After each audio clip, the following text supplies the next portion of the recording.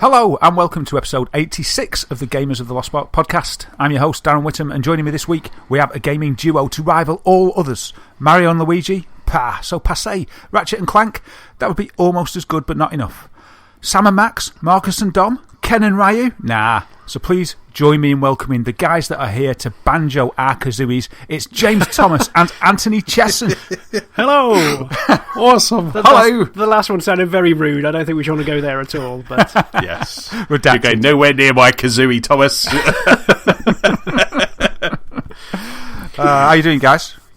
Yeah, good. It feels like ages since we last spoke. So, yes, good to be back on. Thank you for having me. Yeah, that's quite welcome. It has been a long time since we've all been together as a threesome.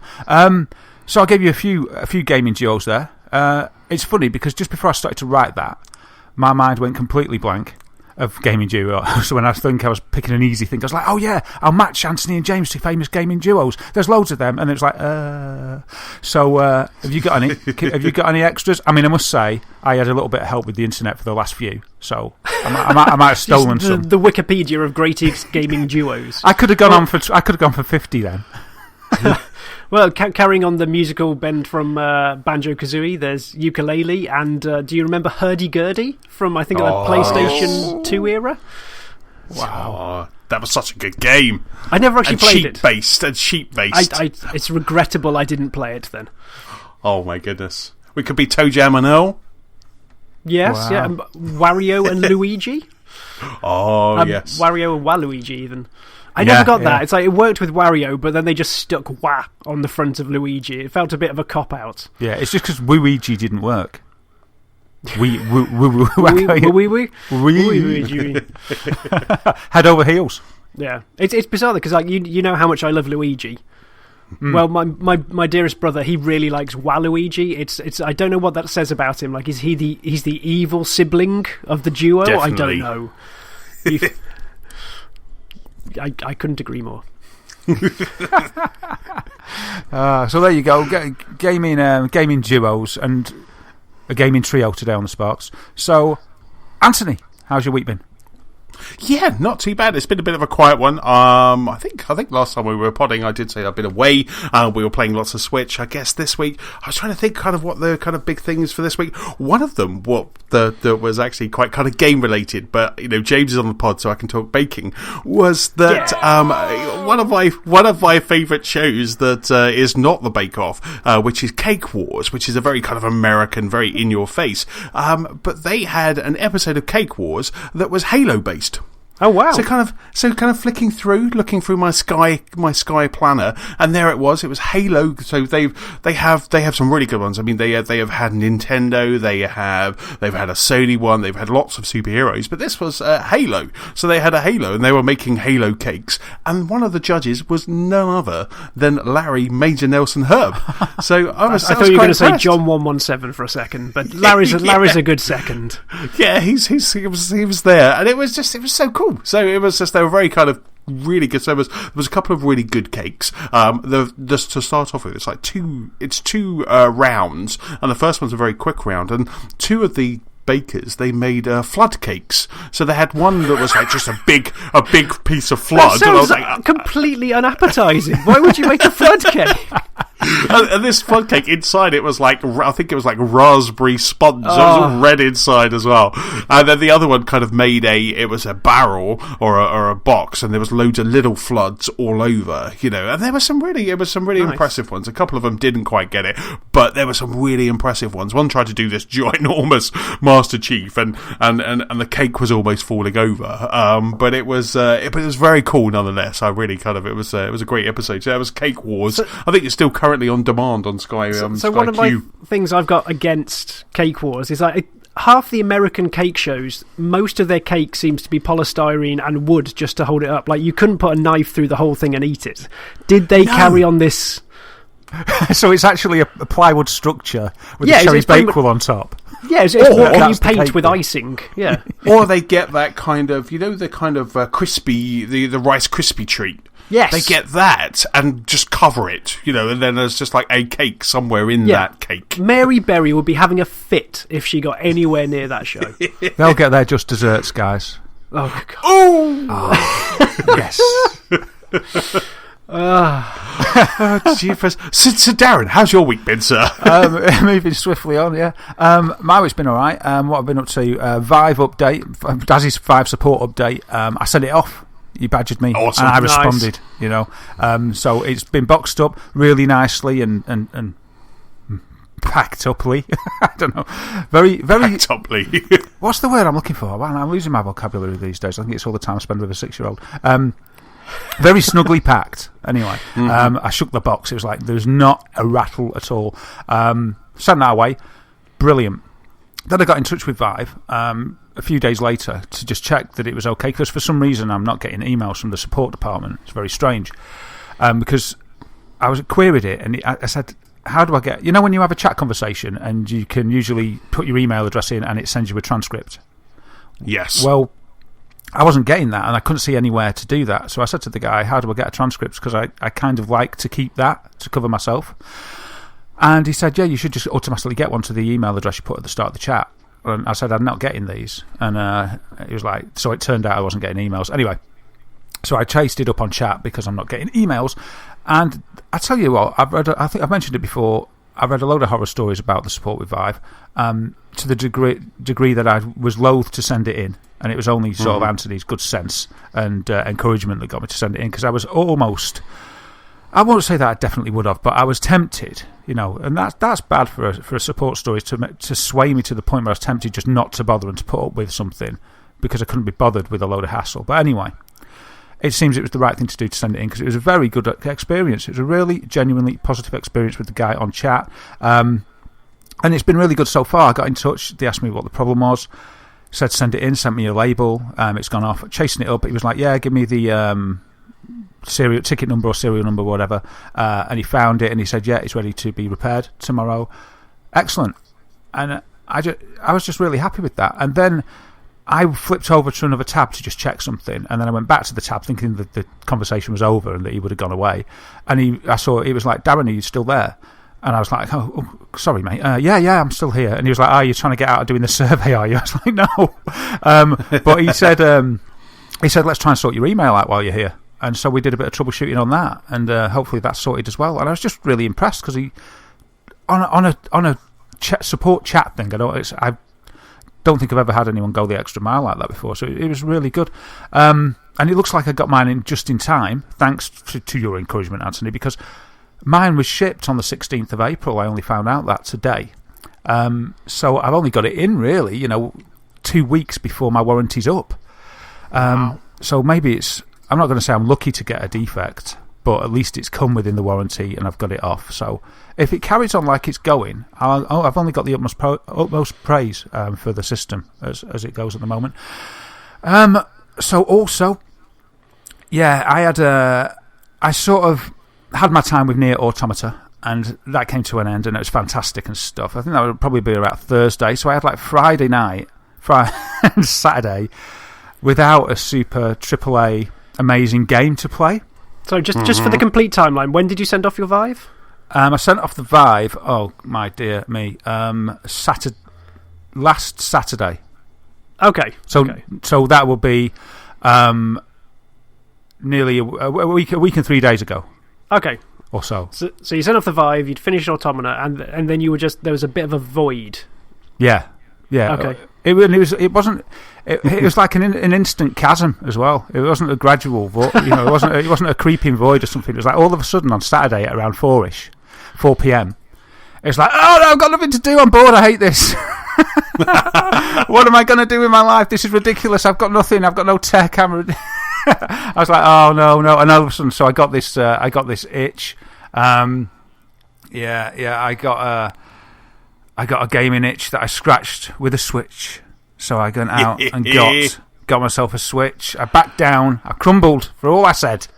We're just sitting here smugly welcoming you into the fold at this point. Yeah. You did well. Like you will not regret this.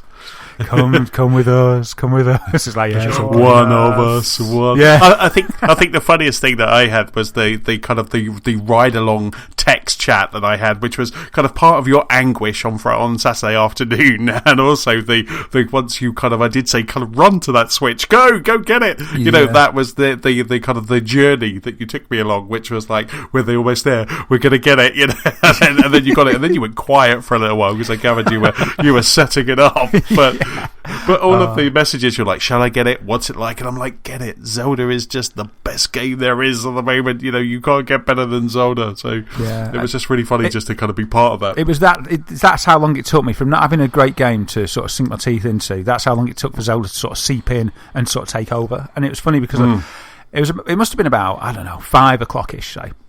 And I said to Claire, I said, I could just get a Switch. And I was like, I'll tell you what I'll do. I said, I'll just you could just go for a shop. walk. You could just put a film on the telly. No, I'm going to spend £300.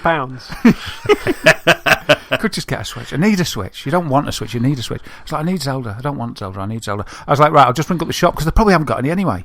So hooray. So I rang up the shop and I went, all right, mate, you don't laugh, but have you got any Switches? And I kind of hoped, a little part of me was hoping he'd say, no, I haven't got any, mate, don't be silly. But he went, it's your lucky day, mate. I've had a delivery this morning and I've got a few in. And I've got Zelda, and I've got Pro Controllers, and I've got everything that you might want. And I kind of went through gritted teeth. I was like, thanks a lot. Put the phone down. I was like, well, he's got them. I said, but should I? I shouldn't really. Sam, what do you think I should do, Sam? Should I get a Switch, do you think? Because we push it on a 6-year-old to make the decisions for you. This is the funniest bit, right? His counsel didn't go my way. I said, Sam, should we go and get a Switch because we could play it tonight? And he was just like, well, I think we should play Golden Axe on the Xbox. And I was like, but if we get a Switch, we could play something new. And he was like, he just said, well, what you should do is probably wait for the future. Give it a couple of weeks, and then if you still want one, get one. Did he actually say that? Did you trade him in? At the same time? This is what I've been saying. This is what he's repeated what I've been saying since it launched. Oh my goodness. And I kind of looked at Claire and I went, that's pretty good advice. And then I was like, I know, I'll text Anthony. I need someone to agree with me. Yes, I need someone to agree with me. I was like, Anthony, I'm on the fence. Oh, I'm not on the fence, I'm on a knife's edge here. I said, I'm desperate for a Switch. I can't believe it. It's come over me. It's washed over me like a whole sea of gaming desire. What should I do? And I thought Anthony, because Claire was like, yeah, I see what he's going to do. He's just going to say, get one, fly to the shop now. But Anthony, to your credit, mate, you didn't, did you, at first? You were like, well, have a think. You said, that's it. You said Persona's out on Tuesday. So if you can just wait till Tuesday, you'll be okay. In fact, if I could have just waited overnight, I probably would have been okay. And you were really good. But then, as I said, the shop shuts at 6. We've got half an hour to go. They have got stock. I think you sort of realised that I wanted a push, didn't you? And you were like, Zelda is amazing. Little did I know a 6-year-old is smarter than me, but I was like he's smarter than me. Yes, exactly. Once I knew that was kind of it, I could just think, I could sense it in the kind of in the metadata of your messages. There was kind of like, just say yes, and I was like, you've got to get it because there is Zelda's, it's something special, and I think I might have said last week or was thinking it that because you haven't made that jump to the Switch, that you're the gamer that you're missing out on something that is incredibly special. Everyone I know who's playing Zelda, the Breath of the Wild, they realise that this is something special. This is a big moment. This is an Ocarina of Time kind of moment, and it kind of perplexed me that you were missing out on this. I was going to send you my Switch. I'm like, just play it. Oh, wow, it's only held out. I say that now that you've got one. Yeah, you say that. Yeah, now that I've got one, it's fine to say. So, yeah, I mean, I'm back in the group. I'm back in the fold. I've got a Switch, hooray, so I'll be able to contribute to the discussions on it.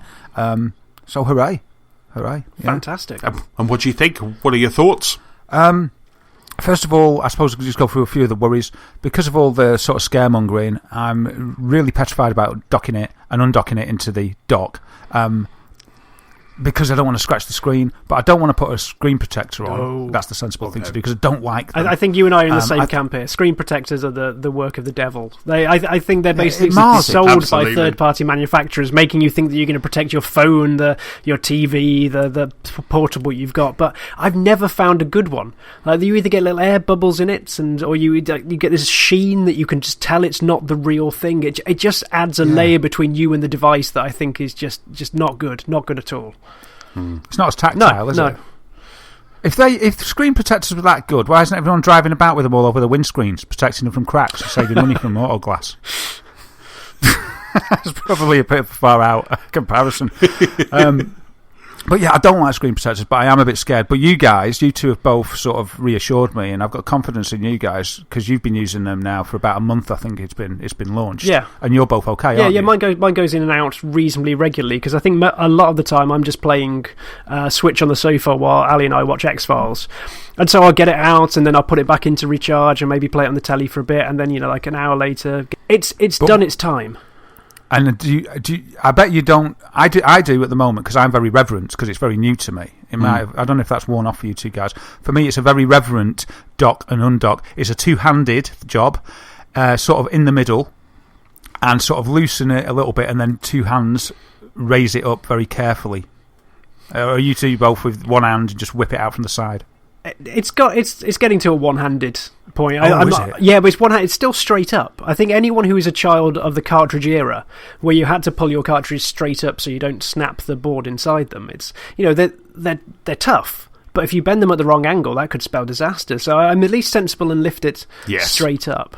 But I just don't know who would be dragging it out, because you could see quite easily how someone could scratch it. Like, if they just dragged it forward across the plastic, you could get issues, but you're going to have to go out your way to do it. I mean, mine at the moment, we have one dock in the house, so I haven't unpacked the other dock. So we've got two switches, one dock, and we are, Nicola's and my Switch, they're constantly being kind of docked in there. A bit like James, where Nicola's playing on the big TV, and then she stops playing, I put mine in just to charge, and then mine goes out, hers goes back in, and we're just docking it. And as James was saying, you are just...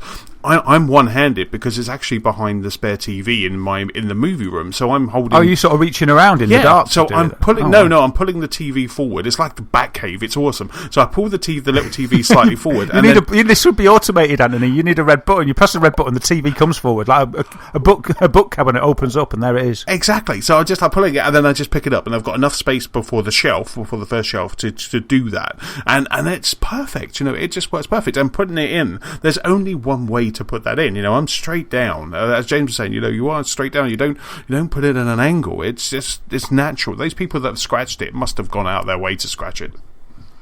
Yeah, and it's just a very vocal minority. That's what I'm hoping anyway. I can't, because I was kind of wishing for the Wii U stand at one point. I mean, I quite like the dock. I was wishing for the Wii U stand, because it just sort of sat there, and it was easy. You could just pull it forward. There was nothing it could get scratched with. So yeah, I'm just and the other thing that I was surprised at, I thought, I'll just TV out. I'll send it to the TV without the dock, thinking that there was a port on the bottom of the Switch, but there isn't, is there? The actual splitty technology is built into the dock, isn't it? So you can't do it. You can do it. There's if you go on Google, there's a guide to doing it using some kind of female HDMI splitter or something. But I don't want to do that. So yeah, I mean, you guys have been okay, and like you say, you're less reverent than I'm being with it, and maybe it is just the case that people have just thought it just won't scratch. Maybe when people didn't know it was a plastic screen when they first got it, they was ripping it out. I don't know. I mean, I wouldn't rip it out anyway. Yeah, I just don't know how those people did that, because when I'm any new tech, my iPhone, my anything, I'm still now, when I dock my iPhone at night and I put it in this little stand and my watch and stuff, I'm very delicate with all this stuff, even though I know you don't need to be that delicate, but I'm still, I'm very delicate, because I hate scratches. I'd hate a scratch on my iPad, and especially as my iPad kind of does like an Apple shuffle when a new one comes out. Nicola gets that, my dad will get the next one, or my sister. It kind of goes down the family line. So I like to give them the boxes. So when they get them, they get the box as well. So it gets a pristine iPad rather than something that. So I'm always those people that you see without cases for their iPad. That it does freak me out slightly. I have something wrong with me because that does kind of freak me out. Like I love an unprotected iPhone, but at the same time I couldn't handle that because I don't want scratches on mine. So any piece of tech I am quite just handling with care and respect. Yeah, I see. My iPad, I haven't got a case for it, and I probably should have bought one, and I'm going to get one. But now it's like with my iPhone. When I first got my iPhone, it always went down on a duster or on a piece of cloth or something. If I was at work, I got some like printer paper or something soft, and I'd put it on that, and it was scratchless for years and years and years and years. It isn't now, but I've had it for a long time. But so the iPad, I'm the same with that. So now I've got I've got handkerchiefs laid out and dusters and things laid out in places where I put the iPad down because I do not want any scratches on that gold surface. So yeah, I'm exactly the same as you, but I think it's a thing of beauty. So it's like my screen protector thing, really. I think it's a thing of beauty as it is, and I want to see it in that sort of form factor. But on the other hand, I don't want it to get scratched or anything, or any kind of blemish on it. Yeah. So I'm like, it's like all around the house. There's dusters and handkerchiefs and places where Darren lays his iPad. I mean, for me, the Apple smart cases are the perfect thing because right now, got my iPad next to me. It's got my show notes on, and all I've done is just turned the cover to the back, and then the iPad's resting on there. So it's still keeping that gorgeous form factor. You can still feel it. There's not a big bulky case in it, and it's perfect. And that works wonders for me. I just think that's and that gives me all of the kind of, and then when I'm kind of going to and from work, it goes into a case. So it goes into a case and then it goes into my bag. So yeah, my iPad 3 had one of those cases when I first had it, and it was fantastic. And I used that for years. But Sam, I mean, he grew up with that iPad 3. So as a baby, he didn't like the cover. He used to rip it off, and it didn't matter because it was magnetic. But he did weaken it, and I didn't really notice that. And then one day, the last straw for the cover was I was filming a sunset out from my old house by the beach, and on Periscope, it's sort of one of the hottest days of the year, and it melted the plumbing cover, and then it didn't really work that well. But the great thing I used to love about that cover was, I used to keep it face down on the cover, which was fantastic. I didn't need to put a duster wherever the iPad was. And the other great thing was, in the morning when we'd all had a cup of tea before coming down, I'd use the iPad and I'd put all the empty cups on the top of that cover, and it was a nice little makeshift tray to bring the stuff down in the morning. Oh, good God! I used to like that. They weren't full of tea or anything. It was, and it never went wrong. But the cover itself did have a few tea rings on it eventually after many years. But the iPad was a wonderful thing, Anthony. It didn't ruin them. Are you a bit protective about your cover as well? I'm scratching. James, how's your week been? No. Look, can I just say, as a man who uses his Surface as a breakfast tray, do not worry about this. That's you're with me on this one then. Yep, yeah. If it's got a cover there, and I trust the cover, so therefore, if I put it down, I can happily put something on top of it. Yeah, it's brilliant. And then one day, when the cover went away in the bin, I sort of forgot, and because the iPad was all scratched and stuff, and I sort of put some cups on the silver back of it, and they just went. And I took a few steps down the stairs, and they all slid, and I was like, "Whoa! Oh, what an idiot!" Oh my God, I'm buying you both a bed tray. Oh, superb. Anyway, after that kind of horrible... James, how's your week been? Yeah, it's been good. It's been good. I took Monday off this week so I could go and regress back to my childhood. I nipped down to see my brother and Manny and a few friends down in Cheltenham, and we took the day off to watch WrestleMania. Wow. I know. It's my once-a-year jaunt back into the WWE, so... About 10 years ago, I used to try and watch the majority of pay-per-views, and around 2000, when Channel 4 had the live coverage of them, I used to watch it quite a lot then. But since then, it's just catching up every 12 months to see who's still in it, who's retired, and basically me asking my brother a load of questions for the first half of the show, going, "Who's that? What's that music? Why is he here? Who's got the belt? Oh, what's this taste like? Lick this." So how was it? Was it a good WWE? It was a good WWE, Anthony. Thank you for asking. It was a long WWE.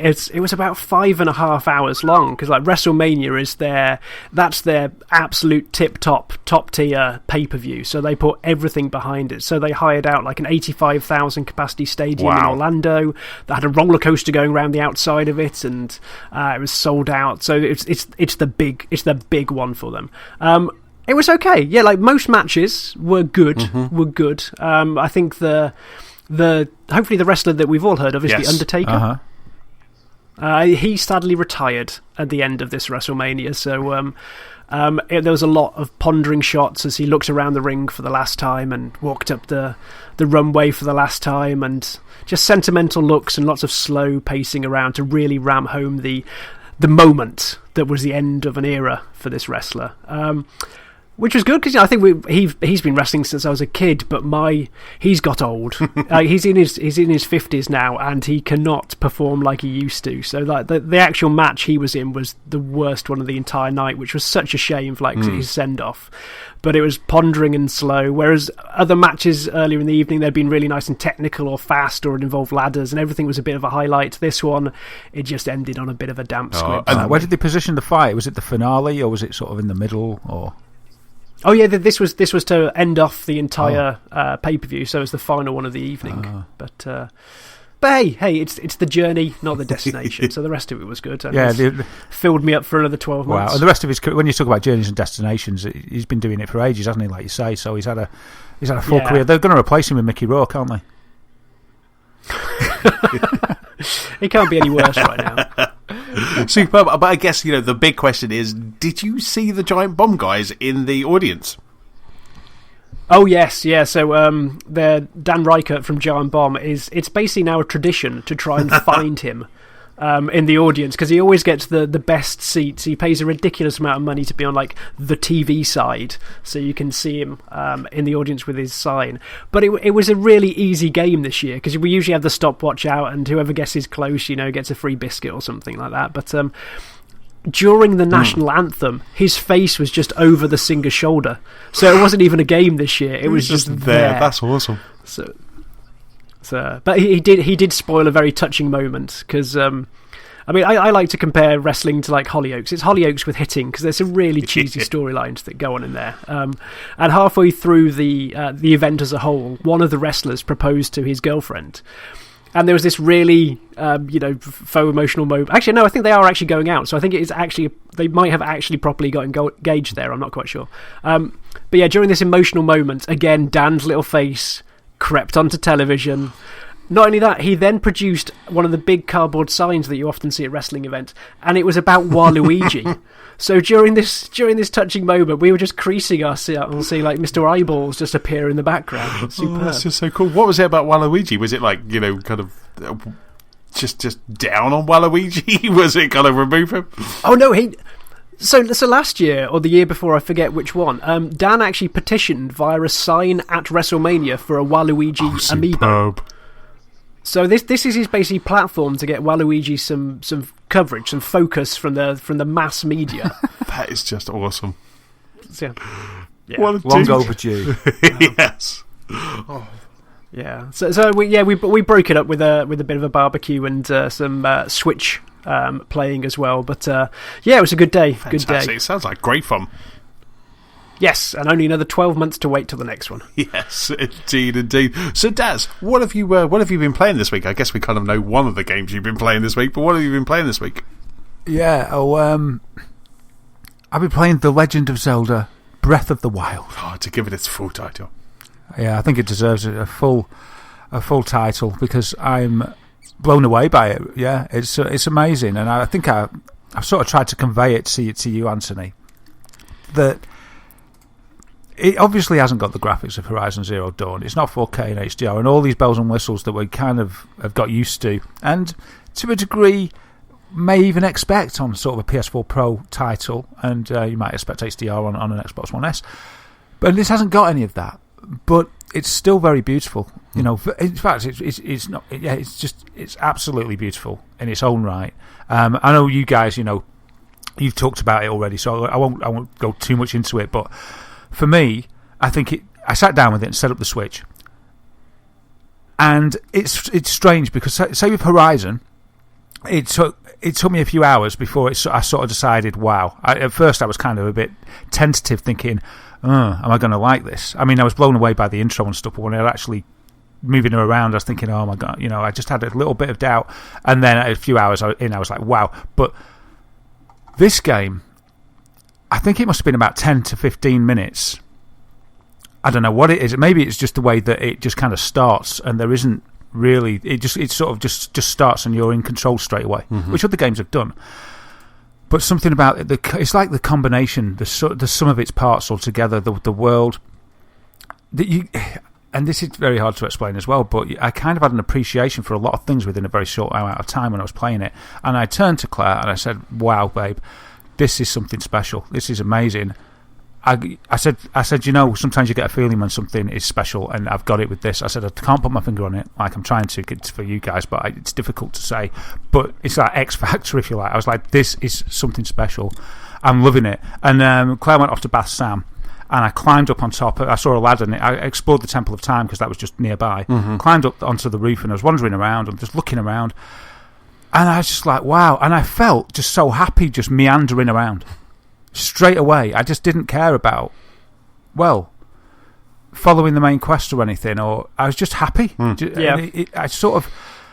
I don't know how it did that, because I said this to Claire as well, and I was like, it's weird because other games, if I've got to just deviate from the main path or grind or something, some games it's kind of like it just feels like a bit of a chore.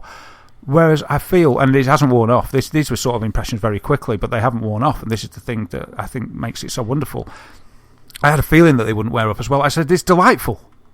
It's delightful to play, and that's only grown the more I've played it, because I'm more used to the controls now. I mean, we're talking those were my preliminary thoughts, and they've just grown, and those feelings have not dwindled at all. I absolutely love it. It's so worth it, and I think, if nothing else comes out on the Switch, it's sort of, I mean, it is a big price tag to pay for one game, but it is a system seller, definitely. It's amazing. What I was starting with there, it may not have the resolution or whatever it is to compare with other games, but my goodness, it's beautiful in its own right. It's got its own wonderful art style, and I think you both touched upon it. It saves itself a lot by using that sort of cel shaded style, because you don't need you get away with a lot of texture detail, don't you? Because you can use sort of just very clean fill colours and stuff. Yeah. But it just works. It's beautiful. It's lovely to look at. There's been many occasions that I've just said, "Wow, look at that sunset or sunrise." Absolutely. It's just great. I'm really happy that it grabbed you so soon as well, because I found that with a lot of people. They say within the first hour or so it's got their hooks into them, and I honestly think that is because they've dropped the laborious tutorials that often accompany Legend of Zelda or these wider, more adventurous games. But the fact it just literally lets you loose, so within 10-15 minutes at most, is just an absolute breath of fresh air, because it then allows you to set the pace, and it does still explain things to you, but it introduces it to you in a far more measured and open manner. It disguises the tutorials as those initial missions, should you choose to take them, doesn't it? Yeah, absolutely. And it's kind of like, when you do one, because you've had time to potter around and you haven't been sort of pulled down it, you haven't had your arm twisted, you decide to do something, and it rewards you with something that's actually quite interesting and useful, and you're like, wow. And then you're like, oh, well, if I do some more of this kind of thing, then I might get some more rewards. Yeah. And that's a masterful way to teach you how to play the game, isn't it? Yeah, because before, I can even remember, like, as much as I do like Wind Waker, and like I did try to go back through for the remake they did on the Wii U, and there's just something about getting through a tutorial of something that you already know how to play, I think, is the most soul-crushing thing in gaming. But the first several hours, it seems, of Zelda is that, and you're just happy to be past it. You're not enjoying the game at certain points. That you just want to push past it, and this alleviates hours of frustration. Take the stabilizers off. You're crying at the game, aren't you? And this one manages to disguise the tutorials within mission. It's just great, isn't it? Because you just basically, you can run about, and it says, well, yeah, off you go, do what you want, but you don't know that there's more powers to get until you sort of step over the precipice, if you like, to do one of these markers on the map or to follow the advice of the game, and then it's kind of, oh, okay, but it doesn't harangue you into any of it, does it? And it is nice. It is breath of the wild, breath of fresh air. You're kind of like free to just do what you want, and this is the other thing about this game. Like sneaking about in Horizon is brilliant, and don't get me wrong, I love Horizon Zero Dawn. I've thoroughly enjoyed it.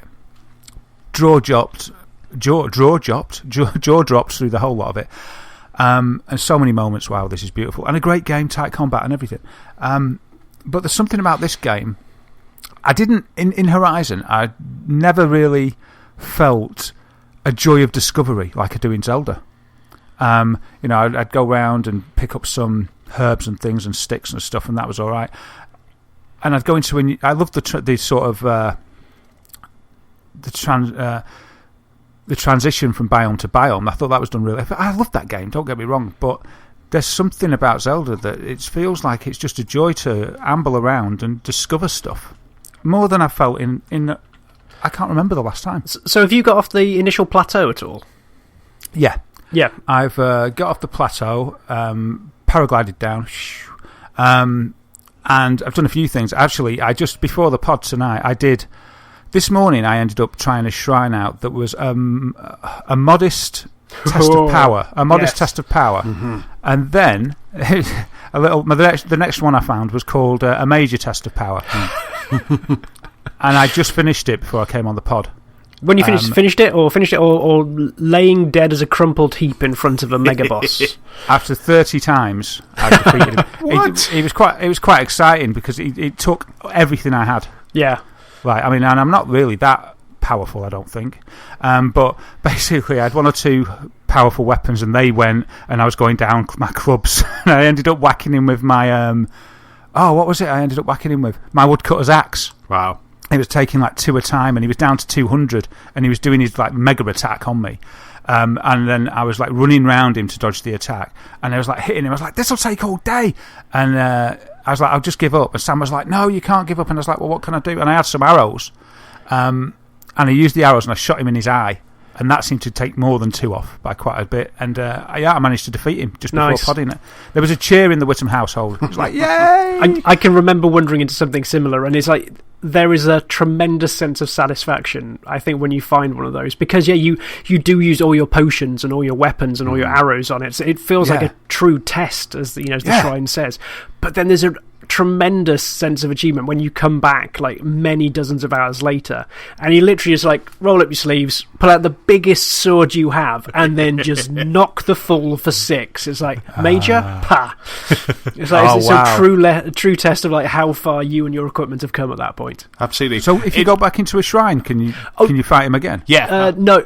You can, can't you? You can redo it. Can you do them again? Because I've never actually gone back. I think the test of power you can, but I guess for me it's kind of instead of trying it 30 times, I would have just gone right. I'm going to leave that orange, and then I'm going to go and do stuff. And like as you say, James, kind of never power leave up. a shrine untouched. Yeah. Yes, I know. Once I've started it, if I get killed quite a few times, I'm like, no, I'm not ready for this. So there's actually one that I cannot do, and it's one right at the start where you get a ball dropped, and you've got to kind of move it around by tilting your controller, and that just does my head in. Even Nicola as well. She's like, I hate Nintendo for doing this, and it was just like, so we just left that one. I've done that one. I've got a tip for that one, but I'll tell you off air. If you remind me, I'll tell you how to do that with a good tip. I mean, I must admit, the funniest thing was the first kind of boss, the first kind of big boss. It took me, as I have said on the pod, it took me kind of a good kind of 20 goes to kind of take that boss out. Nicola, when she got to there, she got killed very quickly, and then just went off, left it. Just went away from that dungeon, and then just powered up and got lots of weapons, lots of arrows, and then just came up, and then so the second time that she did it, and she was like, "That's how you do it," like that. And I was like, "Oh, okay." I was like, "That's Zelda." And it was just so funny. She was like, "Never kind of just keep going and doing the same thing. That's just the definition of man." And she was like, she just went away, got tooled up, and then just kind of came back and took the boss out in like one go. And I was like, but there's a balance, because think that I could almost... I haven't actually played Dark Souls, so this might be a stretch, but from everything I've heard about Dark Souls, and I don't know whether you might agree, Darren, that there is more of that essence in this Zelda, because you can defeat larger enemies if you're underpowered, as long as your weapons hold out. And you can go and get a bigger stick, but the first time I met a Lionel, I don't know if you've met one of those at all, Darren, but it's basically a giant centaur that fires arrows at you. It's the same styling of creature that's been in ever since the original Legend of Zelda. They've just pimped up. I did meet one yesterday, and he just pummeled me, throws my horse, and I was dead with him. He had 2,000 health. He's nuts. But the first time I met one, I was dogged in the sense that I just wanted to defeat it, or at least find out how you get hits on it. Because I think even if you take a pounding, there's so much in the Breath of the Wild that actually encourages you to learn the patterns, learn the systems, that will let you as a weaker fighter defeat the stronger enemies, as long as you get the timing down, no matter what level you are. Yes. Yeah. And how did you defeat him?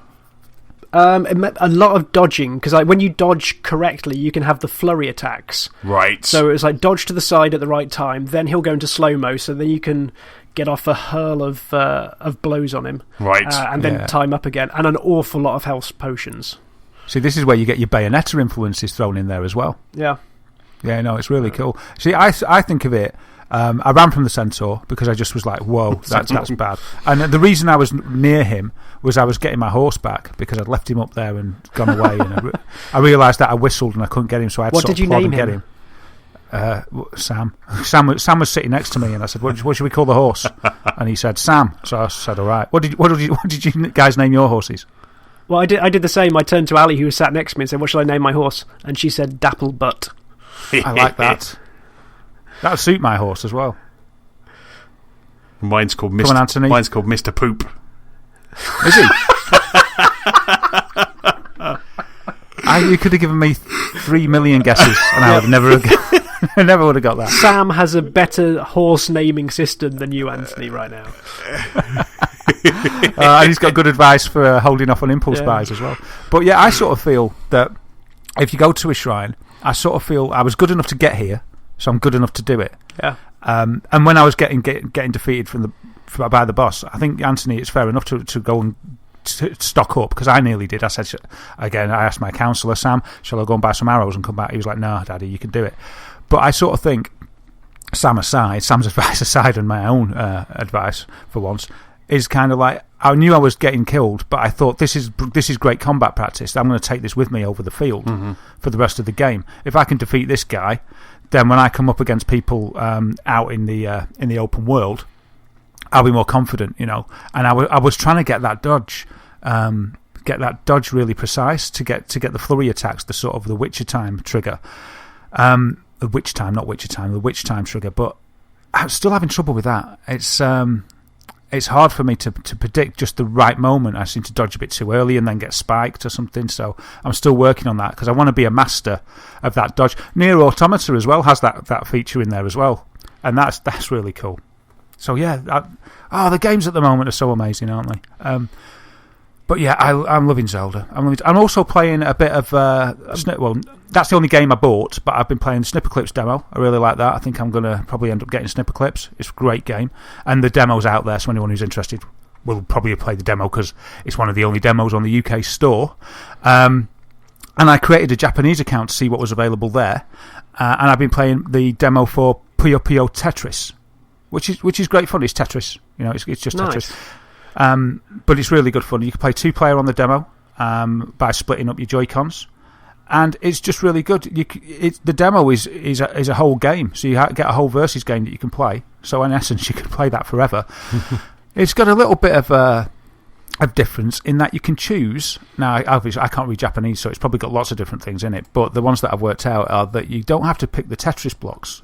You can choose to play either Tetris or matching colours with little balls. And so, yeah, you can decide which one you want to do. Oh, okay. So on a 2-player game, you're playing against your competitor.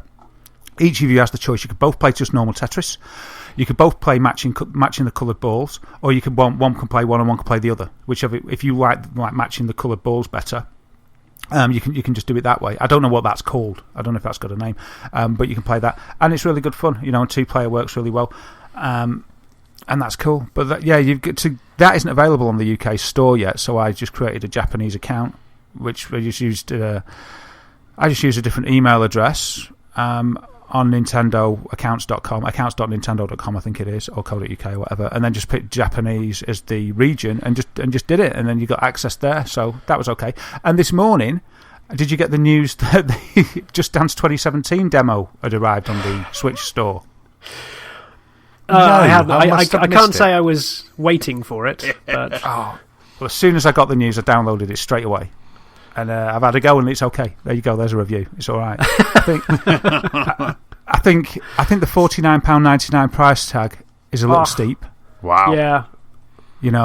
Same with Bomberman. It's like those games. Those games, I'm sure, would sell to every Switch owner if they were just half of that Bomberman price. especially. Bomberman is. I've played Bomberman at work with a few friends, and it's fun. It's interesting, but it's not £50 because at the end of the day, it's still just Bomberman. I think the Neo Geo games on the store, and even things like Snake Pass and Human Resource Machine, they're all like £8 to £15. These are the impulse buy price points, whereas all Bomberman and Just Dance 2017 want me to do is just never look in that direction again, because it's just too expensive for what sort of game they are. Because I mean, I guess Just Dance they've got a lot of licensed music, so I'll give them that. But at least that's new and fresh, whereas Bomberman, I feel I could just pull out my SNES and have just the same experience. Yeah, probably more, because you get less Bomberman in this version than you do in some previous versions, unfortunately. But yeah, so there's sort of... I don't understand the thought process behind those games, really, the pricing anyway. Because I think, like you say, if they were around £20, £25, I think a lot of people would buy them just for party fun. Because Just Dance would be a great scream at a party, have a few drinks. It supports up to 6 people. And I didn't know this. You may be Just Dance aficionados and know this and think that I'm silly for not knowing it. But apparently, if you haven't got all that many Joy-Cons, people can join by using their phones. You can use your smartphone as a controller for the game. Yeah, I'd heard they were doing that. I haven't actually tried it. I've tried that for the karaoke games, but not for the dancing games. Yeah, of course it would work with karaoke with the microphone. So I presume it uses the accelerometer. So 6 people, a bit like, you don't know Jack, they can use the controller they're comfortable with their phone and dance around up to 6 people. I think the demo might support that, but I don't know if I'll have 6 people willing to play Just Dance in my house anytime. Tell you what, stream on Twitch. Me and Anthony will phone in from that point, and we'll... Wow, yeah, we could do that, couldn't we? There you go. I'll get right on it. Apart from that, I've had a little go of Persona 5 that I got yesterday, and that is looking... It started strong. And I tell you what, I was in a bit of a quandary about how I was going to do this, because I'm loving Zelda, but I really want to play Persona, and I want to play it now as part of my new experiences in 2017. I played a lot of new games like Yakuza and stuff, and what was the other one? And Nier. That was a different game for me. But I've got the desyncing left Joy-Con issue on my Switch. Oh no! Yeah, so more support experience. I rang up Nintendo support. I rang up 5 support, then I rang up Nintendo support, and I was like, "Hello." I didn't have to wait that long to get through. I told them that I had that problem, and the guy just said, "That's okay. We'll send you a label, send it back, and we'll send you a new one." And I said, I said, "You're not going to repair it?" And he said, "No, we'll just send you a new one." And I was like, "Okay, thank you." So I've got my label, and I'm going to send it back. And I was sort of thinking of waiting to send it back till the dust had settled, keeping it, being able to play Zelda more, send it back later when when the peak of people sending their Joy-Cons back had died down. And I said this to Claire, and she just said, "No, I'd send it back now," because they're probably well on it at the moment, because they don't want bad reports. Yeah, absolutely. They're probably right on that return, aren't they? It's probably the best time to have that issue, I would guess. Yeah, well, yeah, I think so. So I'm going to do that. So probably tomorrow I'll be Zelda-less, which is a shame because I really like it.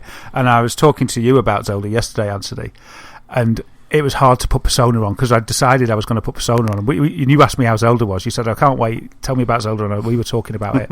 And I was getting that fired up about Zelda. I was sort of miserable to put Persona on. But anyway, I resisted Zelda and I put Persona on. And It's really great. I mean, it's so stylish. It's amazing, really, isn't it? It's like it pops in and out of anime. I've been playing Persona 5 as well, probably the same kind of amount of time that you have. I think I'm on Tuesday. I think I've got to Tuesday now, which is like the next day after your first big day at school, and it is just it just pops in and out of anime, and it's like hand drawn, then it's CGI, and it is just amazing. I love it. It's just visually just beautiful, I think. Yeah, the start, the way that it just drops you in on... I mean, I don't know even what was happening there. I don't think you probably know either yet. Well, you're in a casino and it's all kicking off. I think you're being chased by guards. Yes. And it sort of reminded me of sort of an anime Matrix, but just up to the nth level. It was just like, wow, man, this is so cool. And just the whole UI and the menu systems, it just from booting up the game, it's just kind of, wow, this is cool. This is cool style, isn't it? It's just so beautiful. And again, this is another game. It's not. I'm playing on the PS4 Pro. There's no HDR. It's not 4K or anything. Probably could run on most systems, really. Persona 4 Golden was on the Vita, and I don't know what that looked like, so I don't know if you can compare. But yeah, it's really good. I'm quite into it. You're a protagonist. You play a kid who's in high school. And it seems that he has been blamed for something that wasn't his fault, and kind of framed and expelled from his school out in the sticks somewhere. And he's been sent to a school in Tokyo, which has agreed to have a troublesome student. So he's had to leave his family. He's staying with a guy who runs a coffee shop. Really grumpy guy as well. He's really grumpy guy. Grumpy. Yeah. You know, he's just... No one gives this kid a break. And what he did was really honourable. Yeah. And he's got himself in all kinds of mess for we don't really know why. But you know, it's a good start, isn't it? He seems like a nice guy, and all of a sudden things start getting strange, don't they? Yeah. Because of a strange app on his phone. And I was like, wow, I like that idea. I said to Claire last night, I said, that would make a great horror film. Yes. Imagine this, right, guys? So it's like you get this app on your phone, and you don't know where it's come from, and you're like, that's weird. And while that app's on your phone, you like open it, and things that start to happen that are weird. Right. So this could either be a thriller or a horror. Okay. I don't know what the weird stuff is, but just go with me on this. And then you think, oh, that was really weird. Then you make the link to the app. You delete the app off the phone. And then you go to sleep and you think, oh, thank goodness for that, it's all over. And then the next day something weird happens, and you're like, whoa, and you look down and the app's back. And this guy keeps deleting it, but it keeps coming back. And the whole film would be like, the only way to free him from this nightmare is to delete the app. That's nothing to do with Persona, apart from that he has an app on his phone. But isn't that app called Facebook? And it's happening now. But I have to, we've already had naming of horses. What did you call your character? Dazza Whittam. Oh my goodness. Oh, I'm rubbish, aren't I? What did you call yours? Spicy cheese. Spicy cheese? Oh my... Where do you get your names word. from? I was eating spicy cheese at the time of playing Persona. So. I can see why Nicola insists on her own save game and consoles if this is your attitude towards characters. It was like... You see, if it wouldn't have been Dazza Whittam, I would have thought of something like better. I would never have called it spicy cheese. It would have been something like, I don't know, like... I can't even think of anything cool now, but like Neo, or something. Not Neo, but I would have wrapped my brains. This is why it's easier to just go Dazza, because I would have been sat there for an hour trying to. There was a big thing that I almost kind of shared like on Twitter, but it was just like the character popped in from the side. He's like, I am, and it was like, I am spicy cheese. I was just like, oh, I hope that happens about 80 more times in this game. Oh, you disappoint me. But yeah, I think that this is shaping up well, and I'm going to play it while my Joy-Con is away. Mm-hmm. And yeah, I'm hoping, and it's not appropriate for kids, so I'll only be playing it sort of when Sam's not around in the evenings. So yeah, I'm gonna play it. I'm gonna play it, and I'm really crossing my fingers that I'm gonna like it. So far, it seems really cool. It seems that the personas are a little bit like Pokemon in a way. You can gather them, and then you can use them to fight for you in turn-based battles that you have in the game in sort of typical RPG style. A game like this, I suppose, it lives or dies on its story. It's been getting good reviews, saying the story is great. I've got no idea what it is that I'm in store for with this JRPG, but same with Yakuza I had, and that was a great experience. So I'm hoping that this will be similar. And I was a bit disappointed because first of all I was conflicted about whether to get whether to play it in English dub or have the original Japanese dub. Mm-hmm. Booted the game up. There was no choice in the options No. apart from the English, and I was a bit saddened about that. Because so then I thought, oh well, my choice must have been the other one if I'm sad to have the UK. But the voice acting seems okay to me anyway. Anyway, I did a little bit of digging, and if you go to the add-ons for the game, if you bought Persona and you want the Japanese original voiceover, you can download it now for it's 2.9 gig and it's free. So if you choose that you would prefer to have the subtitles and have the Asian voices, then yeah, you can get that. You can download it. So I've done that. I'm going to change mine over tonight, I think. Wow. Excellent stuff. So yeah, though, I hope to we can talk more about it next week. I guess you'll be playing a lot of it now, especially if you're going to send back your left Joy-Con. But I definitely I'm conflicted now because as much as I'm getting drawn and I'm in a big moment in Zelda, and I'll talk about that in a minute because I want your advice, guys' advice. But I am. Playing it yesterday was just it was just really good. It was not a breath of fresh air because you don't need a breath of fresh air from Zelda because you have all of that wild breath happening. But it was just so different. It's just so different. The control system's very light. I'd like to try and make him kind of control that just the way they're running. I find myself kind of running past doors and finding that a bit floaty, but apart from that, this game it looks gorgeous. And have you got boost mode activated on your PS4 Pro, Des? Yes. Yeah, so I don't know if that's helping as well because it's just eye-poppingly gorgeous. Yeah, I don't know if it is or not, but yeah, it is really beautiful, and it's another example of where something can be beautiful because of its stylisation. Rather than just simply upping the res, and all the rest of it, you can still get beauty. Jet Set Radio did it back in the day. All sorts of games, yes. have got that beauty, haven't they? So it's nice to see that, and it's great to appreciate games that are fantastic. That it doesn't have to be 4K, for instance. It doesn't have to be 60 frames per second. A great game can just be a great game simply because it's a great game. Absolutely. So, James, what have you been playing, sir? Well, I don't know if we want to dive straight back into Zelda Breath of the Wild. Always. But, yeah, I completed it. Well done. I completed a portion of it. Anyway, I defeated, spoilers, Ganon, and Hyrule is safe once again. Except once the final... Hardly a spoiler, is it? Except once the credits rolled and I checked my actual completion percentage, I was about 23% done. Oh, wow. Whoa. So I think I've still got about 40 shrines to find and about 750 Korok seeds. Plus all the other side quests or so. But I've decided to... I actually went out my way to go, I'm going to finish it this week because I had a reasonably busy weekend, so I knew I wouldn't get much time with it. So I thought I'll finish it last week when I was still enjoying it, while I still had a lot of love for it and momentum.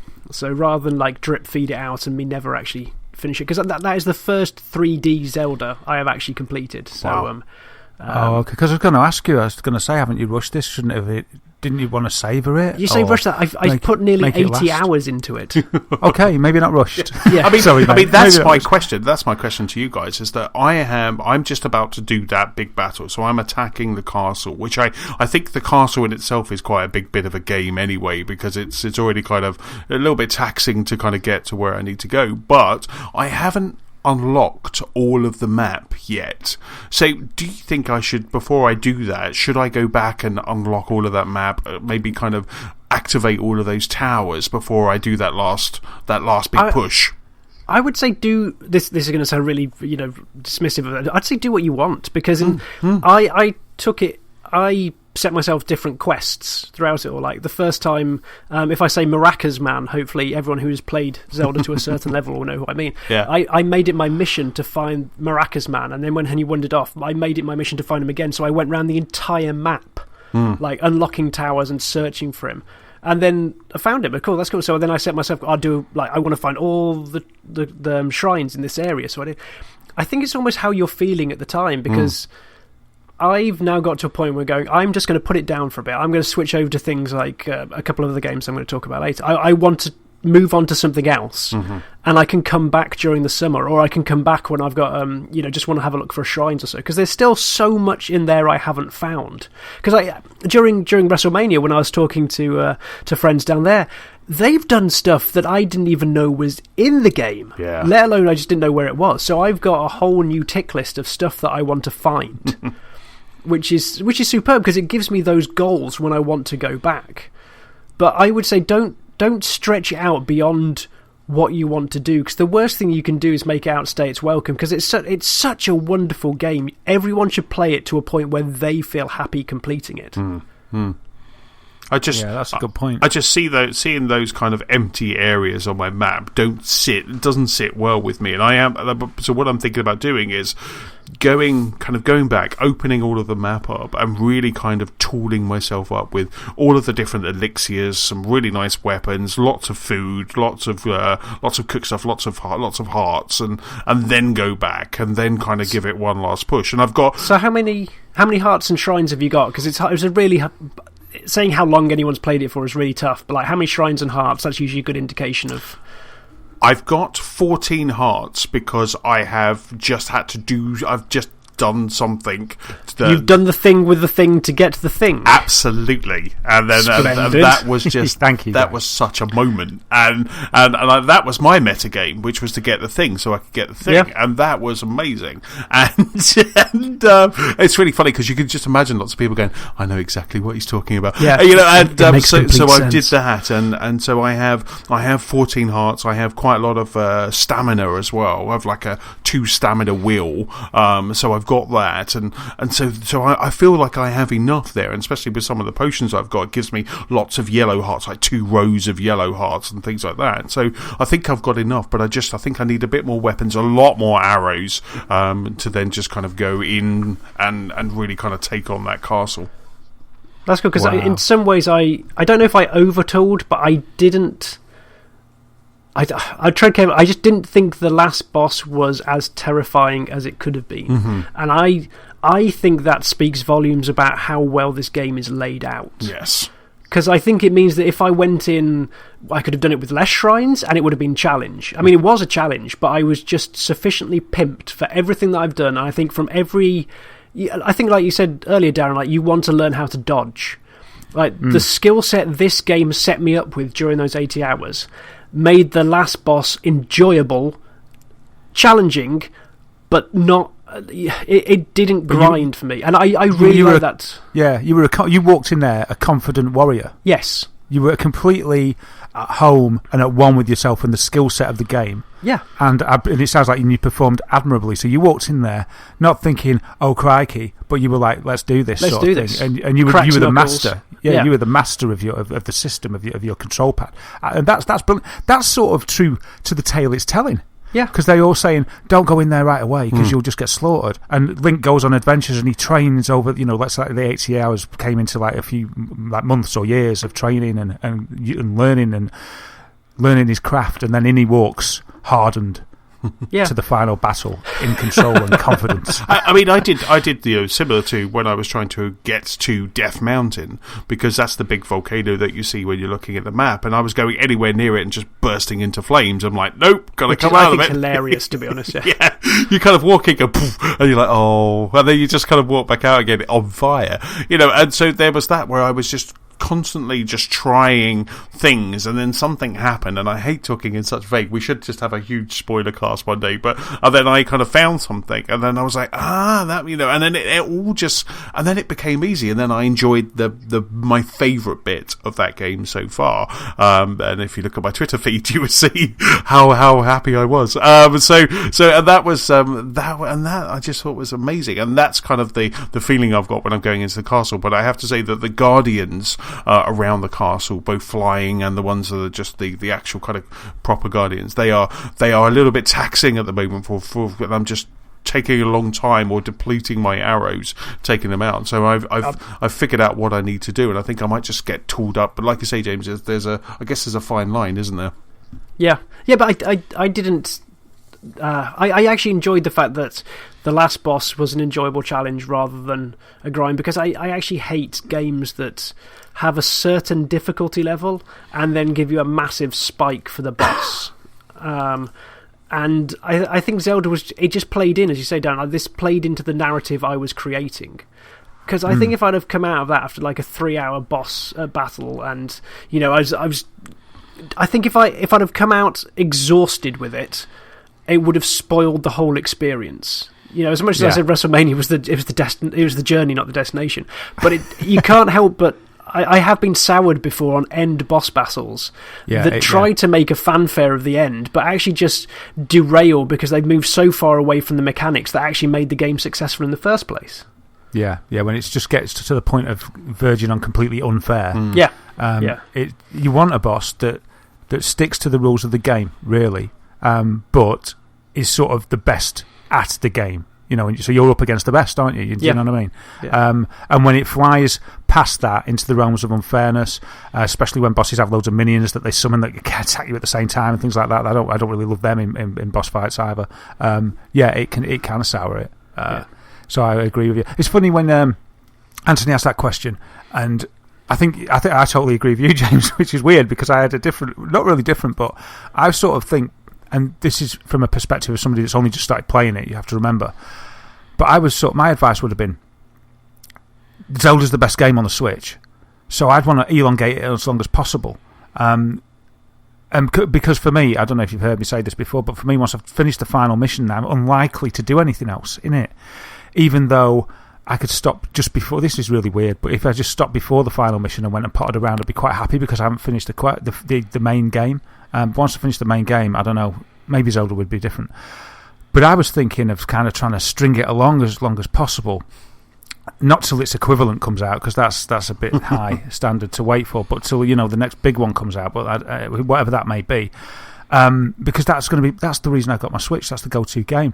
But like you say, I wouldn't want to ruin the game by trying to milk it too much as well. So... It's like it's your own game. Do what you want. I would say though, Anthony, because you say that it's sort of irking you a bit, noticing those maps aren't open. It sounds to me like that's something that you really want to do. Yes. So if you fancy it, it's like James said there. It's your game, but if it's niggling you, it sounds like if you completed it without opening the maps, you might feel like the completionist part of you might think, there was some exploring to do first, even though you can do it afterwards, I presume. But if you fancy doing it, just do it. And if you don't, just don't. And that's the beauty of it. I think James hit it right on the head there when he just said, "Do what you want." Zelda is your game, for every gamer, isn't it? So, James, once you finish the game, is the rest of the world just there for you to potter as much as you want? I don't think it's not so much a spoiler, more a public service announcement. So when you complete the game, you effectively then get set back to the start of that dungeon as if you died. Like the restart point is the same as if you died. But you've basically just got that little asterisk on your save game saying you've done it. Oh yeah, Horizon does that. Yeah, which is nice because it means that you can go straight back in if you want to try again or just go off roaming. It's a nice, elegant solution in my mind. Because I remember playing, I think it was the Vita Assassin's Creed that I can't remember what it was called. But I completed that and then it just said, nope, you got to start again. And I never wanted to touch that again because it just destroyed all my save game at that point. So yeah, I think it handles it as gracefully as it can do. Oh, that's really cool. Excellent. Cool, yeah, but apart from Zelda then, I've been playing a couple of bits and pieces. I did pick up Snake Pass on the Switch, which is something we played at Eurogamer last year, EGX, if you will. And it's an interesting take on a character platformer. So, a platform in the style like Banjo-Kazooie or Ukulele and things like that, where you have, it's bright and colourful and you have collectibles around the level, but rather than being a bear with a bird on your back that you can run and jump and fly, you're a snake. Now, I'm sure you've already clicked onto this problem, but snakes don't really have a good track record with jumping. So it really introduces a nice mechanic where rather than jumping, they put loads of bamboo poles out or like stepped surfaces. So the actual challenge of the game is navigating up to places across these bamboo tight ropes, effectively. So you can slither around just with a normal analog stick. You can press a button to raise your head up, and then you just have to wind yourself around. And I just find it really fascinating. Like from a pure demo game mechanic perspective, I think it's really fantastic because I've seen Snake games before, But this one really nails it in terms of just how fluid and flexible it is. I mean, when I say before, they're so few and far between, but I've seen tech demos on them. But this actually makes it as a viable game, and it's so pleasant where you're just like literally snaking back and forth, making him like curl across the level, and then finding yourself like a high up post where you've got to go, and you're effectively clambering over this climbing frame, but wrapping yourself around. And just making sure that you've got enough grip so your tail doesn't drag you down into the void. It's really fascinating. I don't know if there's a demo out there, but it can... Trouble is, it can also be really frustrating at times as well, because it is not a very natural mechanic. You know, if I asked you to double jump and do a backflip and bounce off a wall, I think most of us have played enough platformers to do so. But there are sections that have taken me like 15-20 minutes to get through, just because of the classic problem with platformers of that ilk: cameras. The camera is horrendous in places in this, because you're a snake and it tries to get down on your level. The camera is constantly clipping against walls and the other poles are around, or if you're trying to go through a tunnel, it tries to rearrange itself, and it just doesn't help matters. And then combine that with the not necessarily familiar control scheme as well, and you're almost fighting against the hardware that you've been given to try and complete the mission. So it goes from being this really inspirational alternative to a character platformer to something that just makes you want to get to the end of the level and never turn it on again. But I think it's interesting, and I love things that try something different. So I will be going back to that again. So yeah, but apart from that, I have also been playing a game called Plague Inc., which some of you might know from an iOS. I think it's been out on iOS and Android in recent years. So this is the app version is one of world domination. So you have to go about destroying the world, but not as a supervillain or an army or, you know, some sort of force sent down from on high, but as a virus. It's great. It's like pulls it right down to a really tiny scale. So you have to take over the world with a virus. Wow. And the app itself was quite interesting, because you could add loads of permutations to your virus, mutate as you go along.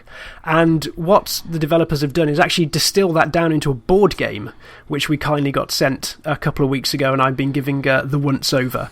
And and I have to say, and I always it's grateful when actually it turns out this way. I really like it. Oh. It always makes reviewing things far easier when you actually enjoy them as you're playing it. But what it does nice for anyone who's actually played the app is that it has actually simplified it somewhat, because the app has got so many different modifications and mutations you can make to your virus. The board game really simplifies it. So every player takes on the role of a virus, and you're a very basic virus to begin with. So you're a bit infectious, you're a bit lethal, but you know nothing a jab from the GP won't fix. And it's set on a global level, but when you start, you can only infect local countries. So if you were stuck on Africa, you could only infect countries within that continent, or if you were stuck in Asia, equally, you can't suddenly jump halfway across the world. You're not that strong. Right. So yeah, if I was in the UK, I could infect France, but I couldn't go and infect the US. So early on, you have to just spread locally and start building up sort of like an infection base. It's all about controlling countries, because the more of your virus tokens you can put in a country, the more countries you can control. And the more countries you control, the more points that you get. And it uses quite an interesting mechanic that I quite like in certain board games, is that your points are also your currency. So that you can then spend the points that you've earned on upgrades for your virus. So you could become airborne, so you could fly across. Effectively, you can jump on a plane with the passengers, or you could become waterborne to get a ferry somewhere. You could become heat resistant to resist, the scorching temperatures of Africa, or you could get cold resistant to resist the northern climes of Russia. But you can also then pimp your infectivity or lethality. So it's all about controlling countries and then buying upgrades as you see fit. The main aim of the game, though, is to kill these countries. So you really have to spread out and fill in these countries, because each country has got a number of cities, and if you control all those cities in a country, then you can start seeing if you can kill them. And if you can kill them, it's more points for you. So it's really simple. It's basically, yes, spread your virus, upgrade, spread some more, and then try and kill some countries. So, are you playing against each other, or are you playing against the board? You're playing against each other. Right. So this is definitely a competitive game. So Ali and I have been playing it on and off for the past few weeks, and I know it's good because she suggested playing it a couple of times, which is nice. We've had some really interesting games where we've either started in the same continent, so we've been fighting for supremacy, shall we say, spreading into each other's countries, or started on different sides of the map. And so you then have a race to try and get territory control and then take over the other person's countries as you can get waterborne and airborne to cross the divides. So it can really change the mechanics on how close you actually set up next to someone. Right. But it sounds quite like a military strategy thing, really. It is. You could easily probably replace these cubes with like soldiers. But I think the actual, like, the theme of the game is superb because there are so many, I guess, like boy themed games of like fantasy battle or space battle or military battle. The fact this has been distilled down into something that is just agnostic of anything that is war related, but still comes across with effectively a campaign of taking over the world, I think is part of the appeal of this game. I think if you just slapped it like a World War game, it wouldn't have quite the impact. Get rid of the war but retain the strategy. Yes, yeah. The strategy is quite nice as well because the countries that you start are actually limited. So to begin with, there's only one country. Like the countries are cards, and so each turn you pull out a new country from the deck to populate the world with. So you could just have like France and the UK to begin with, but as you go, you get Australia, America, and Canada, etc. out. So you get a very small, limited play space to begin with, and so it reduces the options. But then as more countries come out, you start spreading, and it just expands outwards. So it gives you a nice ability to settle into the game and then see these options opening out in front of you. So it also changes that every time you pull a different deck, like the countries come out in different orders, so the variety is there. And the same with the upgrades, like you don't have access to all the upgrades at the same time, so you have a random selection of upgrades that you could do. And there's a certain amount of humour where you and a friend are discussing whether you want to buy cysts or not, or should I invest heavily in diarrhea? I just don't know. I just don't know. Bet big on diarrhea. That's what you need to Yes. do. That's just so cool. That sounds like such a great game. Not the diarrhea part, but that just sounds Not the diarrhea, no. And that's available now, isn't it? So Plague Inc. is kind of now available, kind of at Amazon. We can stick a link in the show notes as well. Yeah. But that sounds really good. So the moment to moment gameplay is good fun, and you can do two. How big have you played the game? Has it just been the two of you, or have you? Yeah, I've played it between 2 and 4, but there is actually a solo version on there as well. Oh right, okay. Which is quite nice. I haven't managed to try that yet, but I think it's actually like a really good short mid-level strategy game because we can tend to get a game done in about an hour, but it's like a really simple set of rules that's got a fair amount of variety that comes out from the countries, your strategy, where you go, what you upgrade. But it's definitely a recommendation, that's for sure. Yeah, fantastic. Brilliant. Awesome stuff. So, should we jump into the news? And in this week's news section, Project Scorpio reveal is even closer than we think. Steam is clearing the decks, and Overcooked goes M-rated. But Darren, the first piece of news, sir, is with you. It is, and the first piece of news is about Amazon doing really well, making up for cancelled Persona 5 orders. Now, I think we covered this a few weeks back, but some people were getting emails from Amazon saying that they couldn't get their Persona 5 copy because it was being classified in error, it turned out, as dangerous goods. So that people couldn't get it. They cancelled an entire batch. I think this was of the sort of special edition, the Take Your Heart Premium edition that people had ordered. And because of the, I think, unpredicted amount of orders and pre-orders for this game, once they got their special edition cancelled, they couldn't get it anywhere else. So you can imagine there was a few cries of people being slightly miffed out there on the internet, and that went on for a few days. But anyway, all of a sudden, people were rejoicing after receiving an email from Amazon if they'd had it cancelled. And I'll give you the email how it went here. Somebody posted on the thread on NeoGAF where they were talking about Persona and moaning about having their Amazon copies cancelled. And then all of a sudden, post said, "Wow, this was from NeoGaf DGC086. Hello, this is the email he received. Hello, we're contacting you about your order, redacted, for Persona 5, PlayStation 4 Take Your Heart Premium Edition. We recently learned that we incorrectly cancelled your order and sent you an inaccurate message about the goods being considered dangerous. Persona 5 PlayStation 4 Take Your Heart Premium Edition is not a dangerous good. To help make up for the inconvenience, we have sent you a copy of Persona 5 Take Your Heart Edition free of charge." Wow. Nice. Wow, you can track your order at UPS. Now that's customer service and a half, isn't it? Yeah. All of a sudden, loads of people are saying, "I wish they'd cancelled mine." But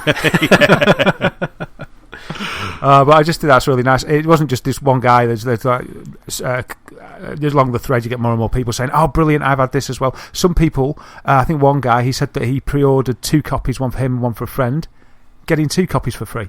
Wow. Because he did that. And lots of people were just like, gutted. It's like, I just wish it might have been cancelled. Some were saying, I saw that what was happening, so I cancelled it quickly and ordered it from somewhere else, and now I wish I'd just left it and got cancelled. So yeah, it's good news for those guys for once. So a happy ending to a story that could have disappointed a few gamers. I think they've still got to wait a few days to get it, but it's free. It's going to save them. I think it's about £70 or £80. And they'll get it. It's coming. It's special delivery as well. They're going to use some sort of premium UPS ordering, so they're only going to miss like a day. They probably all got it today. So that's a happy story. Indeed. Because I was quite surprised that it had sold out as well, kind of across Amazon and other stores as well, because a friend of the show, Manny, he was saying on Twitter, he was like, I shouldn't have waited, and now it's cancelled. And I was like, no, you can still get it on Amazon, because Amazon was saying, we'll ship, it will be there for Tuesday. But when you actually kind of go into the item itself, that was actually the PS3 copy, because it's coming out on PS3 as well as PS4. But the PS4, both editions, on Amazon on Saturday were currently unavailable. So it does look like that. Obviously, you've always got digital to fall back on, but it's been out of stock in quite a lot of places. Yeah, I don't know whether it's a lack of supply, people ordering not expecting a huge amount of orders, and maybe that was right. But and I was going to say it's weird because people aren't sort of short of games at the moment. So it's a good sign that this type of game, that I think he's got a following, but I never knew it was this big. But maybe these reviews that dropped last week, and it's hitting like pretty steady 9s, 9.5s, 9.7s and all this, pretty much across the board it's getting really high marks. Maybe that's just whipped everybody up into a frenzy and they're just pre-ordering left and right. I don't know. But then the dangerous goods thing, that was before the reviews dropped anyway. So it's at the start of Persona 5, it mentions it's been 20 years of Persona. It's a celebration of 20 years of Persona, and I feel a bit, I don't know. It just makes me feel like I've missed out on something. It's kind of like, I consider myself quite the gamer, and like to have not played a Persona, it's as if I'm missing something. It's weird. But in some circles, it could be considered as if you've missed a Zelda. Exactly, but you haven't. You didn't have a PS Vita, did you? No. So I guess there was a lot of Persona games out on the PS Vita. There was Persona 4 Golden. There was a fighting game. There was lots of Persona games were there. So I think I missed that entire section. I think there was a few on PS2, wasn't there? I'm not sure about PS3. I'm not sure, but anyway, I don't even know if I like it yet. I like what I've seen so far, but yeah, there's a big demand for the game, and good. I was going to say that'll keep it carrying on, but it's carried on for 20 years, so I'm sure it'll carry on longer. Yeah, indeed. Superb. James, next piece of news is with you.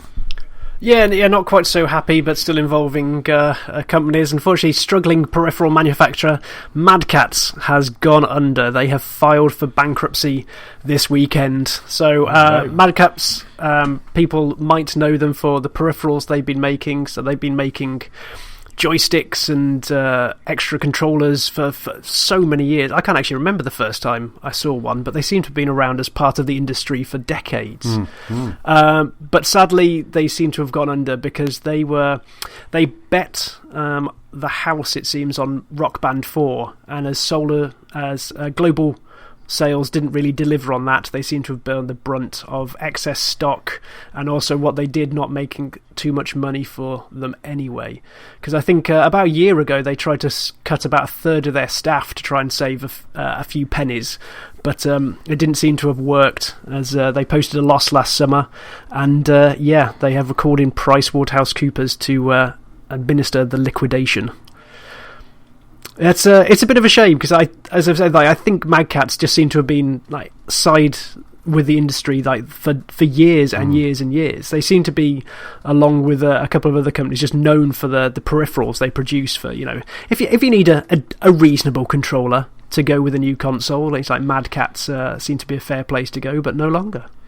Yes, I always remember kind of way back, I think even on my, I'm going to say Mega Drive. I'm sure there was a Mad Catz controller for the Mega Drive. I think they go back that far, don't they? Wow, I think I had a fight stick on my Dreamcast. It was pretty good. I think fight sticks is where I've listened to a couple of friends who were into their fighting games, and they're saying Mad Catz basically brought back the fighting stick. I think it was the 360 PS3 era, because I think they almost were in trouble at the start of the last generation, and that sort of brought it around for them when everyone realised that you could get a reasonable fighting stick rather than just sort of an oversized controller. Yeah, and they did some quite good innovations with the joypads. I think when they first started, I seem to remember, I didn't think they had a good reputation, years and years ago. It was like, oh yeah, it's just because you can't afford a normal pad. And then they started making pads that were good, equal to, and had extra features than the standard pads, which was awesome. And they had special decals on them and stuff. So that's when they hit their stride. But I think I read something about this, and it said that was great before this sort of innovation of really sensitive analog triggers and analog sticks and accelerometer, all the new features that go into a controller these days. Yeah. There's quite a lot of technology which makes it more difficult to replicate to a great standard. Yeah, especially the touchpad and things like that on the PS4. I mean, it's not used to great extent, but you definitely notice if you're using a shoddy third-party one. So I have no idea. I haven't tried Mad Catz one of that, but you can imagine that's a slightly more daunting challenge to do at a reasonable cost. Yeah, and that was the thing, because I think say maybe that peaked at PS1, I think it was nothing. I don't think was really analog then. Maybe it was a little bit, but they were quite simple to make, and hence cheap to make. But it's just escalated. So they peaked, didn't they, when the plastic instrument craze was just everywhere. Yeah, and Guitar Hero was just flying off the shelves, and they were making these controllers. And it's a pity. I wonder what's going to happen when, if it ever happens, I'm sure it will sometime, when there's a new resurgence for a peripheral. But who are going to turn to? There's other manufacturers out there. I'm sure is Logitech still around, or did they get bought by Razer or someone? But someone's taken over the Rock Band instruments already, so there must be other larger plastic instruments manufacturers around that people can turn to. I guess they just bet big on something that didn't really surface again, because I think we all hoped that something out of Guitar Hero Live or Rock Band 4 would come through, because we've all got plastic guitars knocking around somewhere. But it turns out 5 years wasn't quite enough of a break. Yeah, it wasn't time for all the plastic instruments to break, because they made them all so well. So people kind of resented buying another set for the new game. Yeah. I do wonder what they're going to do with the you talk about third-party controllers in general, but my mind has just switched to the Switch, because that is I haven't seen any third-party controllers for the Switch just yet, and I can remember the Wiimotes coming out my ears with variants on them all, but I wonder if the fact you have to actually plug them into the console itself is going to change how they are provided for on a third-party cheaper basis. Do you mean the Joy-Cons? Yeah, the Joy-Cons, sorry, yeah. I think a little bit of what I said before might come into it, because there's so much technology in those. Yeah, that's true. It might not be cost effective to be able to make them. There could be patents on them. I don't know. That's right. HD Rumble. They've got the near field communication, the infrared. It's probably the most center. complex. Yeah, it's probably the most complex and its smallest controller with more in it than any other controller. So I bet it's very difficult to make that and make a profit. Yeah, complex is a nicer way of saying over-engineered, but we'll leave it at complex. Let's leave it at complex. But talking of margins, you just remember, and talking to the Switch and sort of profits, you just reminded me of a conversation I had with the guy in the shop that I bought my Switch from. Right, I was all excited, and I wanted to be convinced, right, to get one. I still obviously wasn't going to get one. I wasn't definitely going to get one, even though I'd walked in the shop and driven all the way down there. So I went in there and I said, right, I spoke to her on the phone, Switch and Zelda in a case or whatever, and I said, I'm on a knife's edge, mate. I said, can you push me over the edge? Can you do me any kind of deal to sweeten the deal? Because, it's like 400 odd quid. I was like, can you do anything? And all I wanted him to do was say, I'll knock a fiver off, And I said, can you just do me a fiver? And this is what he said. This has shocked me to the core. He said, I would love to do you a fiver off. And I think he was telling me the truth. You tell me what you think. He said, I'd love to knock you a fiver off, mate. He said, I can't. He said, I make next to nothing on these consoles. He said, my supplier that I got this batch off, he said, I make £4 margin or profit on each Switch I sell.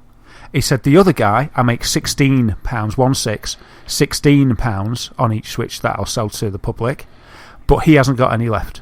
He said, so the guy that I got it from, I'm making £4. I can well believe that, though, because when I used to work at Toys R Us, I remember how many bundles and deals and memory cards we used to try and package and sell on with a purchase, because that's where the money came from. I mean, I'm not saying great money, but think from, you will probably make as much from a game or a memory card, and especially like this is probably where the third party manufacturers of the controllers and memory cards came in, because they could do it cheaper. They could at least sell it maybe for a bit more, and the profit margins on both your sides would be better.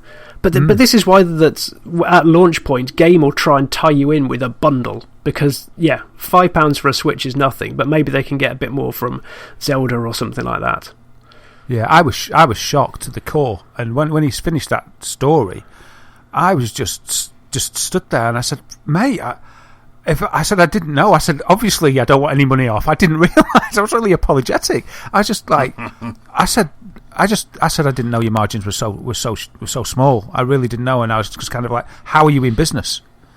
And he was like, well, things aren't going well. And I mentioned about GameStop, and he said, yeah, I know. And we had a little chat about it, and he said, yeah, he's got 2 shops, and he said he's probably going to have to close one of them. And I said, so basically, I presume that your money is on your pre-owned sales. And he said, essentially, yeah.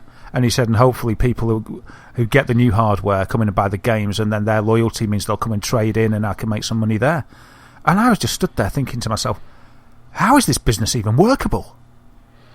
At £4, Yeah. I just... but this is why it's almost getting wrapped in with things like HMV or with Smiths. They seem to be doing better than the general high street. But also that's why Game and GameStation have phones and tablets in their windows and DVDs on their shelves.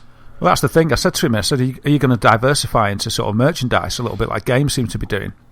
And he said he tried it, and he said it's very difficult to predict what people are going to buy. He said for everything you get that everyone will want, you'll have 6 things that nobody's ever going to touch. He said so it's very difficult to predict the merchandise. But then, like you say, you could go into phone cases and things like that. But it becomes a bit of a hodgepodge technology shop rather than a game shop then, doesn't it? Mm. So... It was a sad conversation, because I said to him, it's a shame because I love a local game shop, even though I shop online and stuff. But I said I'd really miss being able to come here and just have a look around and buy the odd thing. And that's the point, isn't it? It's the odd thing. Yeah. And that's just symptomatic of the way the market's going. It's all going online and stuff. It's a shame to lose the shops, but people aren't going to buy from a shop to keep the shop when it's a lot more money than other places. It's just the way things are going. But I was just shocked at the margin anyway, just to get back to why I made that point. Excellent stuff. Well, one thing that might keep that little guy afloat is that the next big console reveal is a lot sooner than we thought. So the Switch is out the way. We're all enjoying our Switches now. So we kind of obviously we focus now to E3 and to the Project Scorpio, which is the next big shiny that we're looking at. Now, back in March, Phil Spencer was on Podcast Unlocked, and he was saying that he would like, at that point, it seemed to be just an idea that was rattling around in his head, but he would like to get the Scorpio reveal out before E3, because as we all know, there's nothing like a console announcement during an E3 press conference to really kind of stop that momentum going.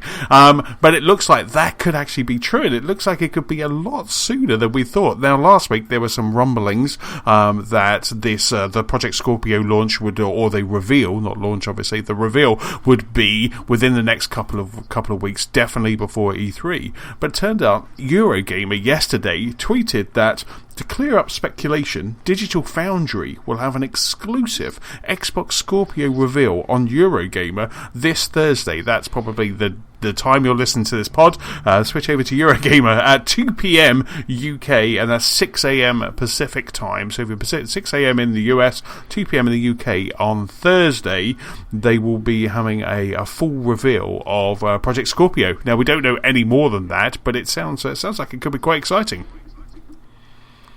I know I've blocked out 2 p.m. as in my diary as tentative keep free, so because I'm working from home tomorrow, and it's like I've got a 1 till 2 meeting. I'm actually in meetings from 11 until 2, and then I've got a keep 3 at 2 p.m.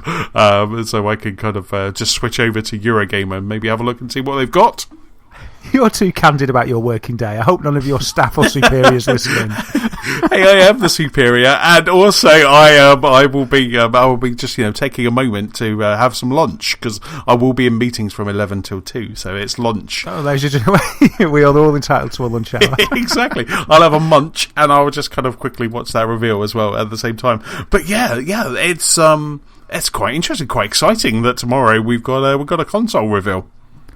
Yeah, I can't wait. I mean, we've had the initial announcement at E3, native 4K 6 teraflops. Then we had the more tempered sort of conversations that we talked about on the pod, where it was Eurogamer did sort of a hypothesis of what the specs would be like, looking at a leaked paper, didn't they? But they weren't official specs, and they were sort of saying, well, if you compare this to like what the specs of the Xbox is, it couldn't do 4K. So we were all thinking, well, let's just temper our expectations and just see what we can see what it's going to be like.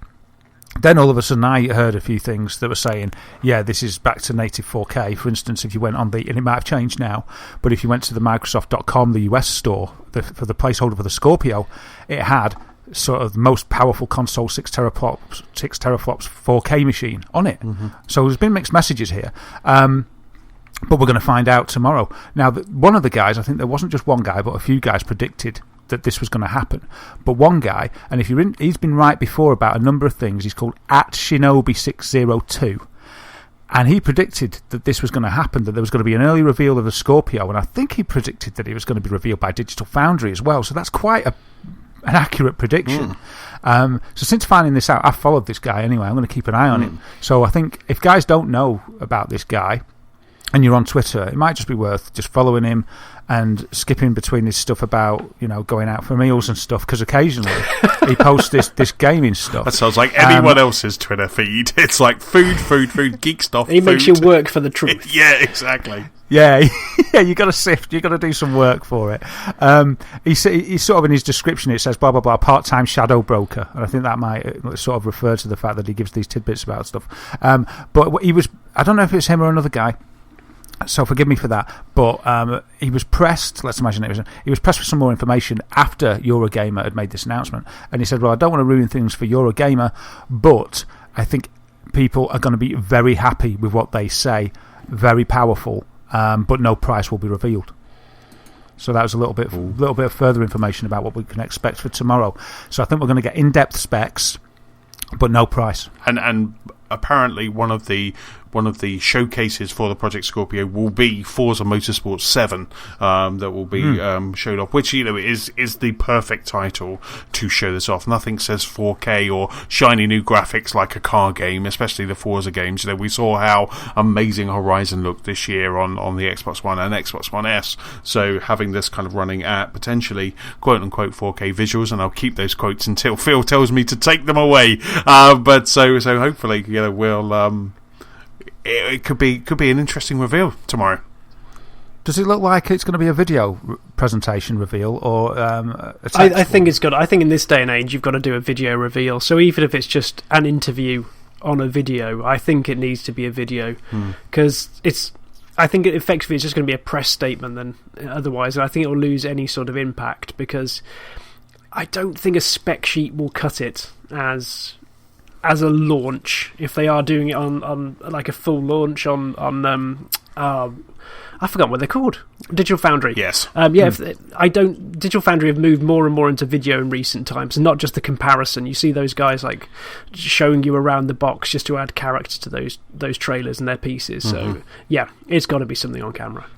It's great as well because I think Digital Foundry's reputation has just increased loads over the last year or so, to the point where I consider them to be, but I think that many others just consider them to be the de facto resource for, proper tech information that you can rely on regarding frame rates, consoles, PC breakdowns, all the rest of it. I love their analysis. I feel like I'm probably late to the party. I'm sure we've been through this before, though, but they can rub me up the wrong way, something rotten. Oh, do they? I don't know if we have. I think this was months ago, but they also, for as much, I'm trying to compose myself because this, yeah.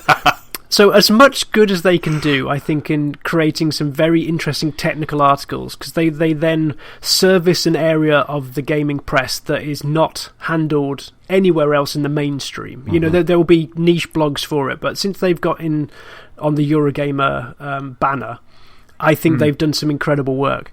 But also, they just fan the flames of fanboy warfare completely when they can count P's and look at your raster lines and like compare frame rates, and it's interesting, but to the point where I think it's almost just like clickbaiting at times, going like just ammunition. Yeah. I mean, that's a fantastic word, ammunition. They just provide ammunition for a war that isn't and shouldn't be happening on the forums.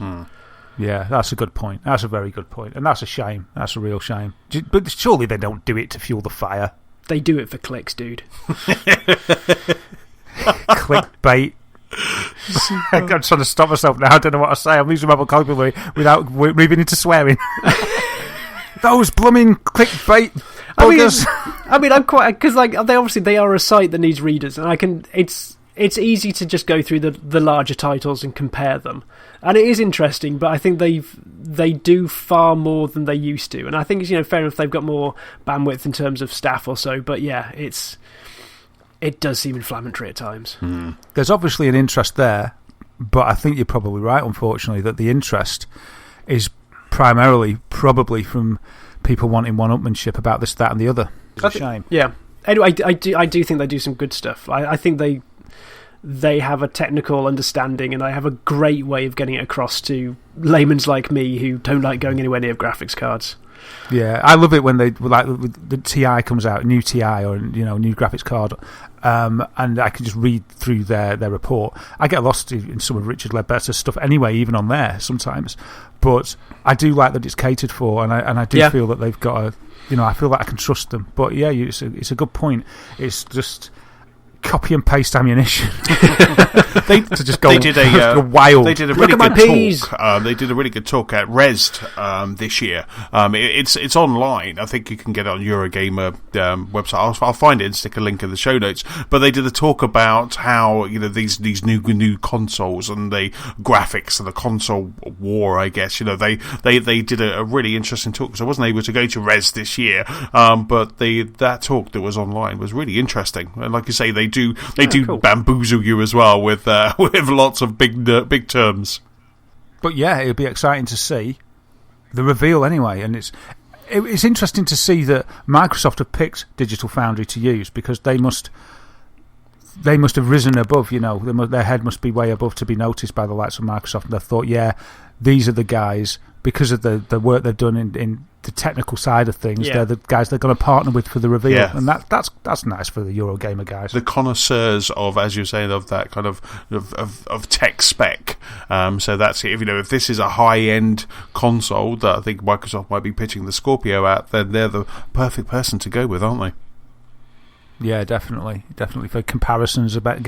Maybe it's because they're confident in the machine, and they're like, yeah, they know that the comparisons are going to be favourable for the Scorpio, and then they're just rubbing their hands saying, yep, there's the ammunition, let the wars begin. It's such a shame that if your Shinobi chap is right, that there won't be a price. I think it would be quite nice just to answer everybody's questions in one go. Show us the box, tell us what it can do, give us a price and a release date. Just kind of give us all of that information, so we can be angered at it, we can be happy at it, we can be joyed at it, and then we can just go into E3 just looking at the games. Yeah, but the way the pound's going, you can't predict what the value will be by the E3. It's got months to fall, yes. Yes. Every week we get a statement from Microsoft going, it's going to cost you another £10 in the UK. Do you think they're taking a bit of inspiration from Nintendo? Because we discussed that the analysts said that Nintendo did really well because of when they chose to do the launch of the Switch in January, which is not a common time to do a launch, but the thing about it was that it was quiet, there was nothing else going on. So the press just went wild, their articles dominated the press in comparison to articles about the competition. Do you think Microsoft maybe saw a bit of that and thought, oh yeah, that's a good idea, well, instead of having competition with other news stories at E3, we'll take this opportunity to have the Scorpio stage for ourselves?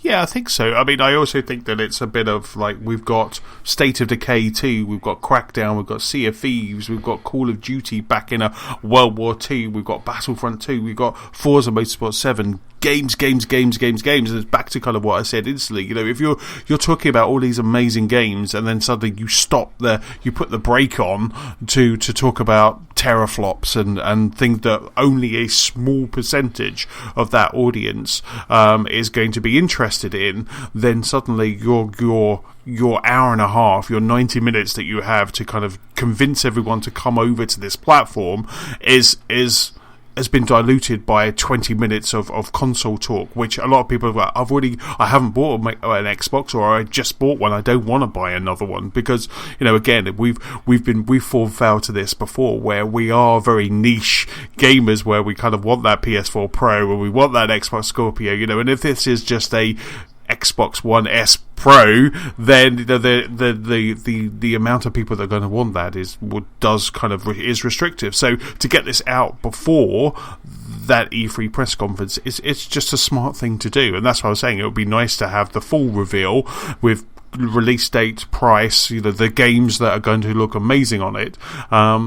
Right now, and then so in E3 you've already made your decision whether you're going to buy it or not, and you can just focus on those games. And also, if they suddenly chuck 20 minutes in their 90-minute slot, all the news cycles are going to be about that new console. They're not going to be about Crackdown 3, Sea of Thieves, State of Decay. They're not going to be about those games. They're going to be about that console. And again, it's about getting that message out. Yeah. So I think it's a smart move by Phil, yet again showing that Phil is one of the smartest men in this industry, I think. He's a smart cookie. I agree. We'll see what happens. I think you're right. I think that because it's with because it's sort of Digital Foundry focused, it's sounding like it will be more specs and hardware focused rather than a compendium of games to show off. I'd like to see something. Like you say, Forza 7 is going to be shown, but I find it difficult to imagine how that could blow me away, because where they've reached with car game graphics, it's kind of going to be difficult for me. Well, I'm prepared, and I hope to be proven wrong here. I'd love to get blown away by a car game, but because car games are quite, they're good games to show off, aren't they? Because they're within a circuit and stuff. It's not a massive open world. But what I'm trying to get out of my mouth here is that they're so beautiful already. Yeah, so it's diminishing returns almost at a certain point, but I think this is where you guys will definitely see more than me with your 4K tellies, because this seems prime for a 4K video feed of what can happen, and I wouldn't be surprised if they tried to do some sort of like comparison shots or something like that. But I think anyone who hasn't got, it's like the PlayStation Pro launch, wasn't it? Like here's me with that HDR and 4K, so I just have to look at it and go, yep, that looks pretty. Looks like they've turned the brightness up on one side of that screen. Yeah, I think you're right. These new consoles that are kind of targeting 4K, then if you haven't got a 4K TV, there's no point. Yeah, there's no point. Yep. But I suppose 4K is getting more and more prolific. Yeah. As time goes on, Microsoft must have made an assumption of how many 4K TVs will be out there in the wild by the time they're releasing the Scorpio, which I think is probably November or something like that. So we'll just see. But it makes it an expensive Christmas present to get not only the Scorpio, but the telly to go with it. A nice OLED but 4K. A fun Christmas. Yeah. Indeed, you just make sure you get the TV before, and then that way you're kind of spreading the cost. It's just get the TV now. Get the TV now. Oh, Anthony. A few months from now, I'll be like, Anthony, I'm dying to get a Scorpio. No, I think that's my Christmas present sorted. I'm going to have to... I'll do my usual thing, and that will be under the tree on Christmas morning. And I'm praying that it's going to be good, so that I can look forward to that and not have a little stump like I've had with the Switch. And I'll just be looking forward to it. And then on Christmas morning, it'll be amazing. And you'll have already told me how amazing it is, because you'll have got yours on launch, and I'll be like, "Oh, well done, Anthony." But inside, I'll be going, "Grr, I wish I had one," but I'm going to wait. Wow, superb! Right, next piece of news, Daz, is with you. Yeah. Remember we talked about a user, I think it was on Reddit, who added up how long it would take on For Honor for you to be able to buy all the stuff. It was like 2 years playtime to unlock everything in For Honor, or he said it was like, I don't know, $300 or something, or was it $800? It might have been around about $700 or $800 to unlock everything in For Honor. Well, since then, the For Honor community basically not been very happy. It's not just the DLC issues and the lack of steel, that's the currency within the game that's given out when you play it, but apparently also the game, unfortunately, has been riddled with disconnects and things like that. So it's been difficult to get a game going because you keep getting kicked out. You know, it's not very good for keeping you interested. So, but it's got a loyal community that really love it, and they've got disappointed because they feel that Ubisoft haven't really helped them. They've sort of ignored their requests for help. They've asked if there's a reason why they can't have dedicated servers, and I don't think it's the fact that Ubisoft have just said, well, we can't because we're not going to pay the money or anything like that. It's been the fact that there's been no response at all. So in the end, this For Honor community got the hump and decided to boycott For Honor for a day, which it's probably happened before for other games, but I haven't really read about it before. Wow. So this happened. Yeah, go on, guys. No, so this sounds more like one of these stands that you find at sort of like football matches where if they're raining against the president of the club or the chairman or the manager, they'll just not turn up for an away game or something like that. I've never heard of this with the video game at all. Yeah, like an orchestrated boycott of a community that's so unhappy with the lack of communication that they just thought, what can we do here? And I presume they thought that they called it a blackout for 24 hours on For Honor would raise the volume of their concerns to Ubisoft. I don't whether that because they noticed that the players dwindle, or maybe because I don't know how much you'd pay or what the profit in a day's gaming would be for a game like that, but maybe it would hit them in the coin purse. I don't know, but they arranged it for the 3rd of April, which is a couple of days ago from time of podding now, and it was a blackout for 24 hours that they arranged for Honor players. 11,000 people upvoted on the post, and they listed a list of proposed changes that they wanted within the game. At the top of the list was basically communication, a bit more of an open communication channel with the powers that be within the game. That sounds like the crux of it, really. They want just a voice to answer the questions that they've got. And it's quite interesting. Ubisoft, the day before the boycott, on the 2nd of April, I think it was, they made an update to For Honor. They took it down for maintenance, and they made an update for the currency system. They increased the currency system by 25%.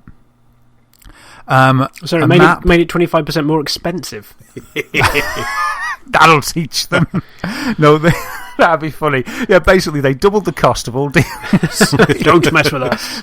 Yeah, and it's like, you think you can boycott us for a day? We're increasing all the DLC for a month, and we're going to kick you out for 2 days as well. yeah, they're like, right, the game's down for maintenance for 2 months. So what are you going to do? You bought the game anyway. We don't care.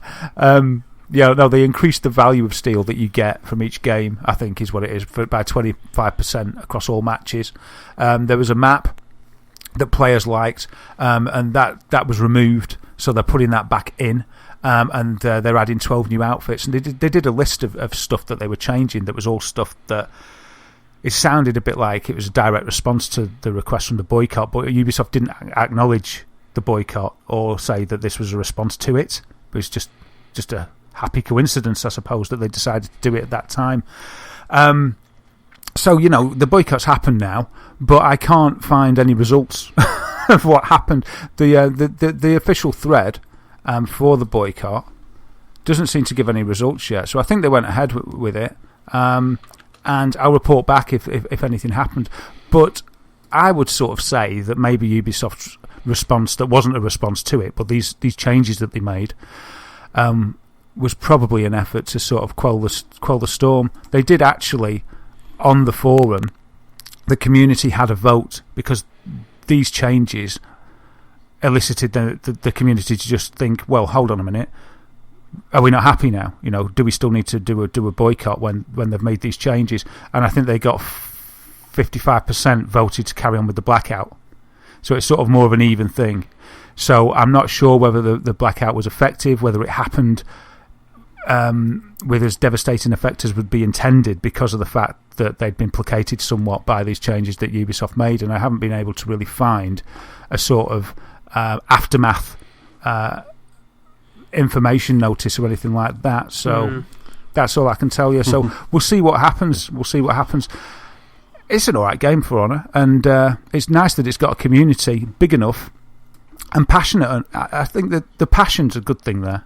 If passion is directed in the right way. On the Reddit thread, it did say, we don't condone any sort of flaming or trolling, respect each other, and work as a community for this event, and be, stick to the issues at hand and stuff like that. So it's quite good to see that they're trying to keep it all sort of prim and proper, if you like, and make a clean and changes to the game that the community wanted that have come out of it anyway. So there you go. And yeah, it's nice to be constructive anyway, isn't it? At that point, it's like, yeah, they've actually tried to turn their disappointment, their anger, into something that is not just a flame war or death threats or something. Homing in on one developer, which is sadly all too often the thing that makes absolutely. the news. It's quite a constructive protest. Yeah.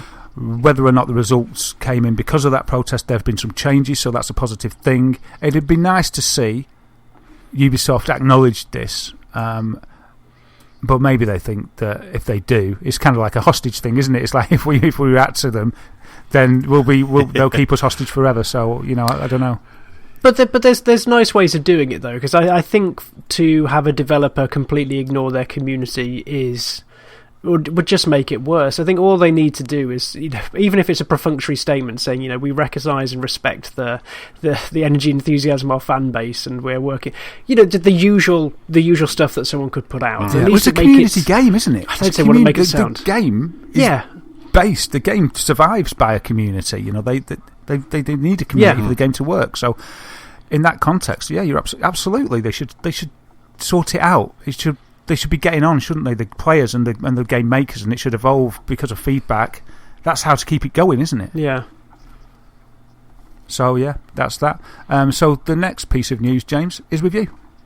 Yes. So we may remember back to E3 last year, where I think we were all quite excited about that weird game, We Happy Few. I don't know if listeners remember it as well, but it was set in an alternate 1960s where everyone seemed to be wearing strange masks and beating up piñatas that turned out to be dead rats. It was a curious one, and I think we were all really engaged by the little demo, the trailer they held at the E3 conference itself. But am I right in saying that you both played it when it came out on Early Access? Yes, I did. I was disappointed, and I think I remember you were Anthony's as well. disappointment was enough to make me swerve it completely. Yeah, because it turned out from this brightly coloured, weird, psychedelic, dystopian future type, alternative past, I guess. But it turned from this weird thing into effectively what was just a survival game where you had to roam around some broken English village looking for water and roaming around graveyards looking for mushrooms. And it was just... It went from such high promise to... I think everyone felt they'd been missold. It felt like a sort of Bioshock type game, didn't it? But set in the 60s. Yes. With your description, but like with a kind of exciting Bioshock. And it ended up being, like you say, just kind of a open world, fumble about game. Yeah, we're all looking for the twist. Like, what is this thing? And then it just turned into something quite basic. But there could be hope for how we find out how everything happens. Why do the masks exist? Why are there pills? Because the psychedelic game is being created into a movie. There's no actual other information about it at this point in time, but yeah, they are turning it into a movie at some point in the future. And more interestingly, this is from a company called Gold Circle Films and DJ2 Entertainment. They have also bought up the rights to a Life is Strange TV series, which I think we'd be all quite excited about. Awesome. And also movie adaptations of Sleeping Dog and everyone's favourite, Sonic. So they've got quite a diverse portfolio to work with here.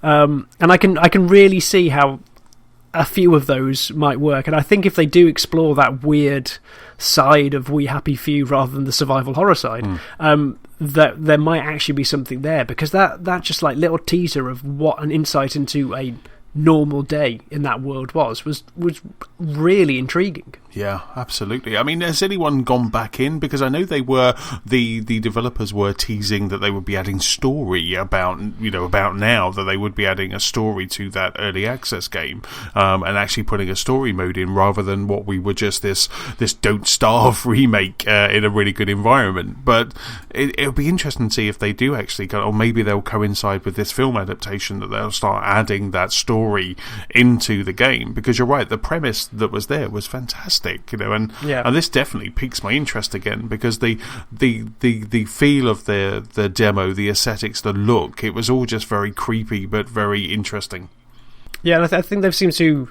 Well, there's part of me that really wants the Life is Strange one to actually work out, and I know it's a production company, so they outsource and like they hire in different people to do things, but equally, I just don't want them to be one of these companies that just buy up lots of IP and never do anything with it.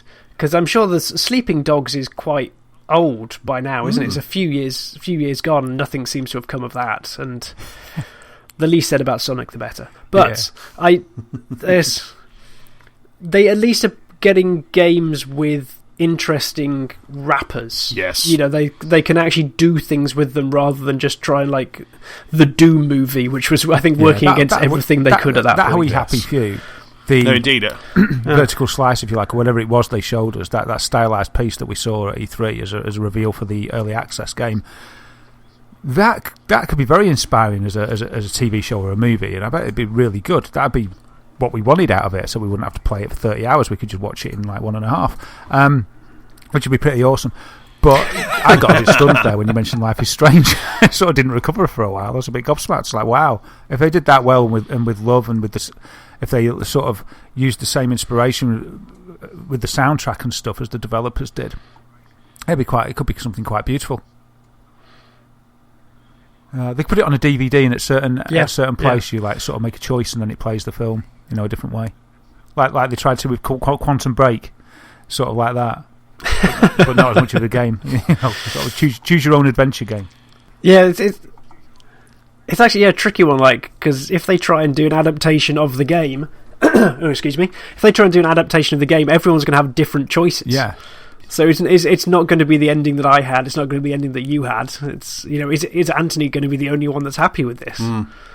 Absolutely, you're right. It's if they choose a certain, there are so many ginormous points in that game that they could any left turn to goes right. That's not my Life is Strange story, and you switch off, and it's like, oh wow, that could get so attached to the characters. It's like it's very personal, isn't it?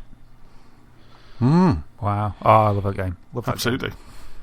I'm tearing up at the end of my game. But next piece of news is with me, and this is quite an interesting one. This is something that I know has been a thing for the Sparks for a while, which is kind of bring back demos. Where are those game demos that Darren used to kind of download every single one and kind of play a game demo? And it's quite interesting to see that game demos are slowly kind of coming back. We had a trend which we had the early alphas and betas and things like that, but we're actually getting some meaty game demos recently. And all of this kind of came to light with Dishonored 2. So Dishonored 2 came out, I think, at the end of last year, and that came out, and it critical acclaim. It was doing well, but a demo is going to be on Xbox One, PS4, PC this weekend. So as time of podding, when you're probably listening to this, you can go over to those storefronts and you'll be able to download quite a sizable free trial of Dishonored 2. So this trial that's going to be available from the 6th of April will be the first 3 missions of the campaign. Wow. And you can play either as Emily or Corvo. So you get the option to play the 2 and you get 3 missions. That's really good. It's kind of like the the selfish part of me is like, any other time, I've got so many games, why couldn't you wait till summer? But yeah, it's nice to get demos back, but it's a time demo, because you say this weekend, or is it? Do you have it permanently, or is it just for the weekend? No, it will be available from this weekend. We also, as I was saying, that demos are kind of coming back. We also have on Xbox One, there is a Halo Wars 2 demo, which has some of the campaign, and also Mafia 3 for anyone who is maybe kind of sitting on the fence and being interested in that. Mafia 3 also has a demo as well. So, and I think even Watch Dogs 2 has a demo as well on both PS4 and Xbox One. That's good. I like, as if the developer in me is liking the fact that they're doing demos after the launch, because let's get the proper thing out of the way. Let's get the thing we actually need to finish out the way before we consider doing demos. Yes. So, but I think it's really canny of the Dishonored guys as well, because 3 levels is very generous. But equally, I can really see how that if you got into it by that point in time, you'd want to carry on. And it's worthwhile noting that your progress will carry on to the main game as well. So if you suddenly, after that 3rd mission, go, I want to buy this, and you go out and buy a disc copy, plug it into that console, it will just pick up from where you left off. Cool. So it's quite cool. Demos may be coming back, maybe. So, but it's just nice to see it. Like I say, there is like Dishonored, Mafia, Halo, Watch Dogs. All of those kind of really big titles of last year are all kind of available if you want to kind of dip in and give it a try. I'm still a weird one though. I hardly ever play demos. I'm still one of these stubborn people who knows my mind, and I don't mind if it's a bad game or a good game. I just like playing that concept. Yes. So, I mean, I quite liked Mass Effect. So I played the Mass Effect Early Access one via EA Access, and I thought, that was quite good, because I got to actually kind of experience what everyone else was kind of talking about. So that was quite an interesting one. But yeah, I mean, a lot of the time with games, you kind of know, don't you? You know if it's going to tick all those boxes. It's just quite nice to. I mean, I've been interested because Dishonored is like on the PS4. That's got like PS4 Pro. It's got HDR support. So I'd be quite interested to see what that looks like over there. So for me, it's more of a tech demo rather than an actual game demo, because I just want to see what these games all look like and get as much kind of 4K or HDR content as I can. Cool. But it's very cool. So next piece of news, Daz, is with you. Yeah. Well, demos are handy because they allow you to sort of get an insight as to whether a game's good or not, if you maybe haven't read about it and stuff. I mean, where are you if you're not able to read about a game these days? But there you go. In the old days, that's what we used. And I think maybe there's a bit of trouble on Steam with deciding if a game's good or not, because there's a lack of demos. But on Steam as well as that, there's just an absolute ton of bad games. There's loads of good games on Steam, but there's hundreds of thousands, apparently, of terrible games on there as well, because I think from what I can work out, you can basically just push a game into Steam quite easily. You can buy a load of assets from Unity or Unreal. You can buy the assets, you can cobble together a game, and you can put it out there to try and make a few quid with maybe a cheeky title or something like that. So it's meant that Valve's Steam has become sort of, there's parts of it that are just a cesspit of shovelware games. Not holding your words back here, are you? Well, allegedly, I don't know for sure. I mean, I don't sort of scrape the bottom of the barrel to see. I just take it from other people, YouTubers and stuff, that have mentioned this. But what's happened is there's been apparently, and again, because I'm not really that on top of the scene for Steam, people have been crying out for years for some better quality control in there and to stop this.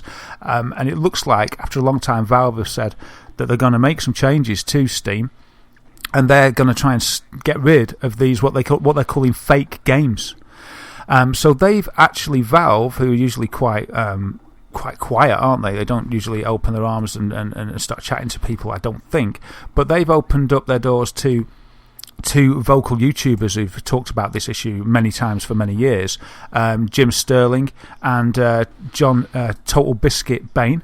They've invited them to their offices in, I think it's Seattle, where Valve are based, to discuss this issue, because they're two sort of the vocal guys that are always dissing this, saying that it's ridiculous, it shouldn't be allowed.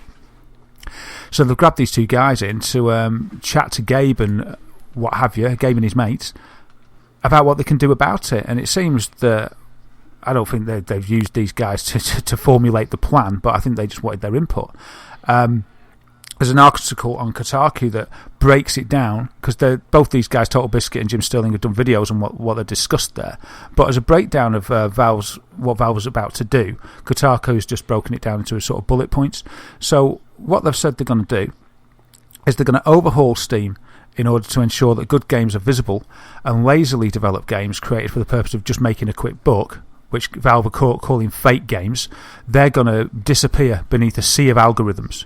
And they've laid this groundwork, which is why they've recently announced an initiative called Steam Direct, which I don't know if you've heard of, James. I don't know. I've heard of vaguely, because it's... I think it's going to replace Greenlight. Yeah, because they just seem to have been going through some changes. Yeah, Greenlight's going and Direct's there, and they used to have the curators. So is this... Yeah, I think is this system on top of the curators? Yeah, I think there's a mention of the curators as well. So... It mentions that the problem with that system is that burying algorithms to bury bad games could easily bury good games. So they're going to have a new program called Steam Explorers, which is going to be a bit like the curators, I think, because it says that explorers will play through queues of games that have been selling really well. If they like a game, they can flag it and say it's good. So you've got an approved person there that said this is a good game.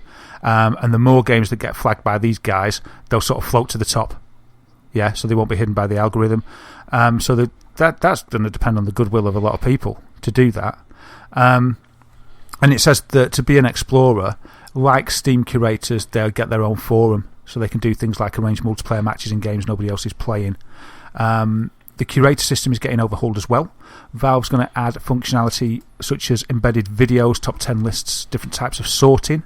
Devs will also be able to give game keys directly to curators within Steam, as opposed to doing so via email or outside of Steam, because that's led to some problems with confusion and fraud and other stuff. Aside to these bullet points that I'm reading now, I believe that the Steam have also, if they haven't implemented this change, they're going to, but reviews on Steam are no longer going to count if you've been given a code by the developer. They made that change. I think they've made that change already, so that that gets rid of the issue of sort of, kind of a bribery thing, or sort of, bribery, really, I suppose you could say. Not full non full disclosure, or a conflict of interest. That's it. Conflict of interest. That's what. Yeah. So that's happening. And so Valve has said that these fake games make the bulk of their money off Steam trading cards. That people have often theorised, but it's never actually been confirmed. I don't know what that means. Can you help me with that, James? Well, I've been trying to think, because the trading cards you get from Steam games are certain games, if you play them for a certain amount of time, will give you trading cards, like these digital pictures that you get to. I think they usually have a set of 7 or something like that, and the longer you play it, the more you get, but you don't always get all of them, so you can have to trade for other ones. And if I remember right, because I'm not a massive Steam gamer, I go on every now and again, but you can munch down your cards into a badge or to gain levels. It's like Steam has got its own meta game trying to keep people hooked and keep people attracted for buying games. So you could buy these games that presumably they're cheap, they're rubbish. You just go through the dross, get a few to help your trading card game. Boom. Yeah, exactly. But thought of that. I mean, I just stay away from the whole thing, because I think it's just. It's almost slightly insidious, just trying to get people to buy more, because they do the same during Christmas sales. They give you bonus cards or bonus things if you buy certain amounts and things, and it's just all a bit icky in my mind. So I don't pay attention to a lot of it, because I just don't like the way it works. Yeah, I've noticed it on my Steam account. It'll mention things like that, or they've got an inventory and things like that, and the way you phrase it there sort of just backs up my feelings. It feels like not the dark web, but the dark Steam. It's sort of the Steam behind Steam. Behind that front end, there's sinister goings on, and I've kept away from it as well. It's strange. I just use Steam as a shop. I never knew that it was a trading card game. I know I've seen these things about cosmetic codes for cosmetic items on CS:GO and stuff that people sell for thousands of dollars apparently. And there's the whole gambling ring around it. I reckon if you open up your Steam then and have a look at your inventory there, you will probably have dozens of cards. Wow. And I can remember like getting them back when they first introduced them, and I just didn't want to get sucked in, so I ended up like putting them on the marketplace, and people would pay me like 10p for a different card. Wow. You're getting me excited. It stacks up. I'm going to have a look, man. I might be making a few quid. I wish they weren't putting this sifting now. I could knock up a rubbish game using assets from Unity and start making money by people buying them for trading cards. But that's ultimately the story. Valve have sort of accepted the fact that there's a lot of dross out there that they haven't been filtering. It's a very difficult thing to do because they've got so much stuff on there. You'd probably have to hire, I don't know, hundreds of people to QA all the stuff that comes through for approval, because I think it just gets done autonomously. But they've recognised there's an issue there. They've brought in some of the most vocal haters of that in to discuss it with them of what they're doing. So ultimately, it's a positive thing. They're trying to improve. They're trying to improve the quality of the games that people find, and I suppose as a byproduct of that, the experience that you as a customer get by using Steam. I've found Steam pretty nice to use anyway, I must say. But they don't want it to get near the App Store, because I think the App Store on both Android and iPhone, and once you get to too many games, it's very hard to find anything that's even a few months old. So I like the fact that although this is another system they're trying, they are actually trying to resolve the issue of discoverability. Yeah. It's quite difficult though with using algorithms and stuff, because when you first start on Steam and you get a few games, you'll get lots of good recommendations of games you're interested in. But if you've bought loads of games that are very varied, then you're just going to get a hodgepodge of stuff recommended to you. It's very difficult, isn't it? But sometimes a game comes up and I'm like, oh, that's really interesting. I mean, it does succeed, I think, and I don't really get recommended games that I just wouldn't look. You know, it's strange. I don't know how people. I mean, people aren't forced to buy any of these games anyway, so I think maybe shouting about it's a little bit much, because just watch the video, look at the rating, and don't buy rubbish games. But I never knew about that. I didn't know about that trading card thing, so people might just do it for that, and I never knew about that. It's just an excuse to get something on there that you can call a game that people will buy to take part in that other game. Wow. So I've quickly pulled up my Steam account, and I've gone into my inventory, and I've only got a handful of cards.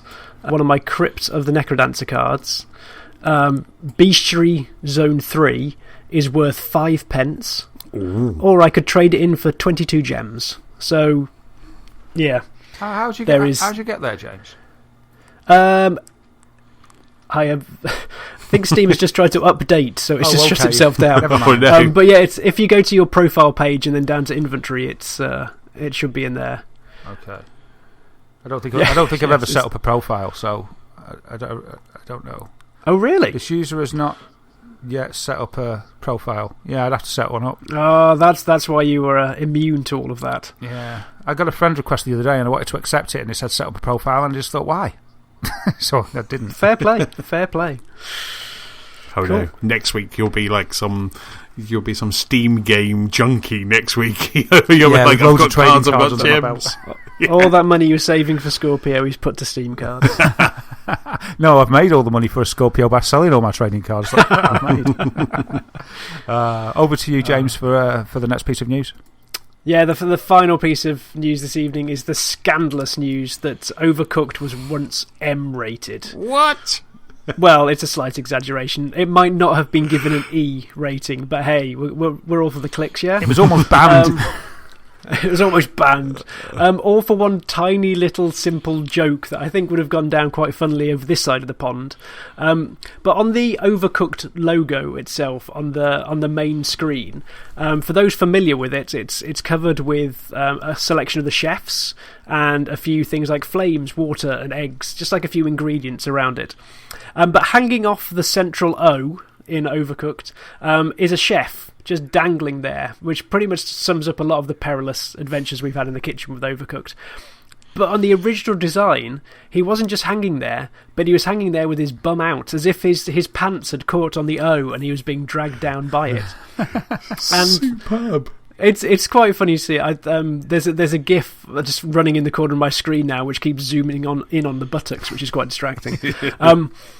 But in a Q&A they had at Rezzed a couple of weeks ago, they were talking to Eurogamer about how the ESRB, the American rating system, had concerns about partial nudity.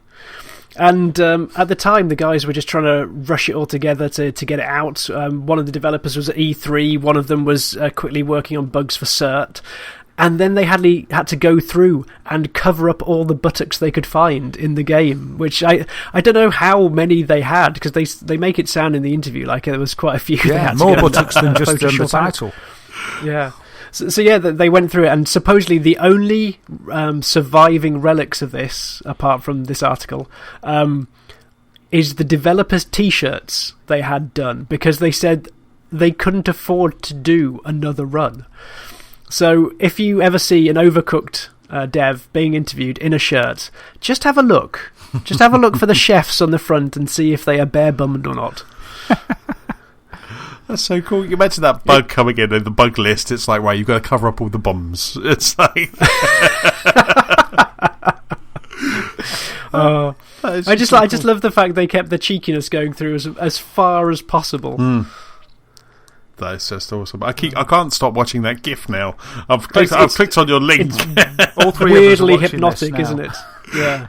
I'm just watching a bum. We'll stick a link to that. I'm going to shut that tab now.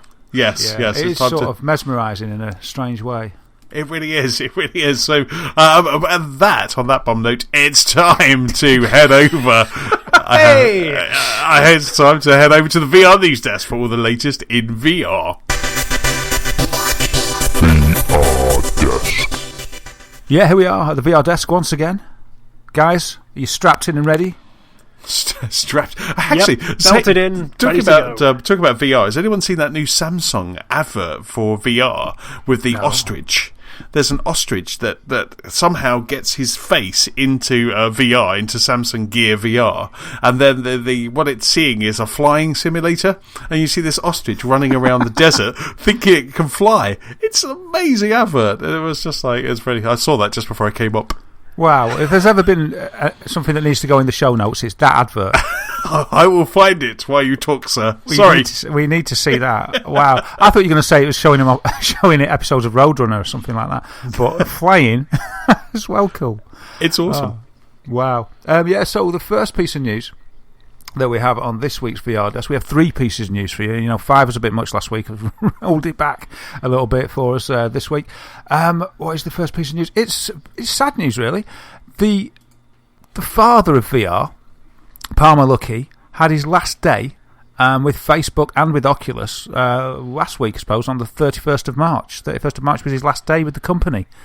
The guy that created the Oculus Rift, the guy that probably, I'd say, started this whole launch into a VR generation with his passion and with his innovation for the Rift, because he made it, he designed this and invented it himself, the way to get reasonably cheaper, much cheaper than it used to be, VR into the hands of the consumer. He's no longer part of Oculus, no longer part of Facebook. He's been quiet for a while. It turns out that he was outed for making a few. What's the word? Well, there was a couple of things, wasn't there? Well, there was one main thing. He was. You're right. It's like, what choice of words to use? But he made a donation to I wouldn't even say it was a pro-Trump organisation. It was an anti-Hillary organisation, but it was more their method of communicating their disgruntlement with her. I think it was a lot of like petty posts and GIFs and flame wars, and it wasn't your traditional political avenue of debate, shall we say. And I think this got the backup of a lot of VR developers. Not so much that he had political views, but the way he was choosing to express them through something that was effectively just trolling.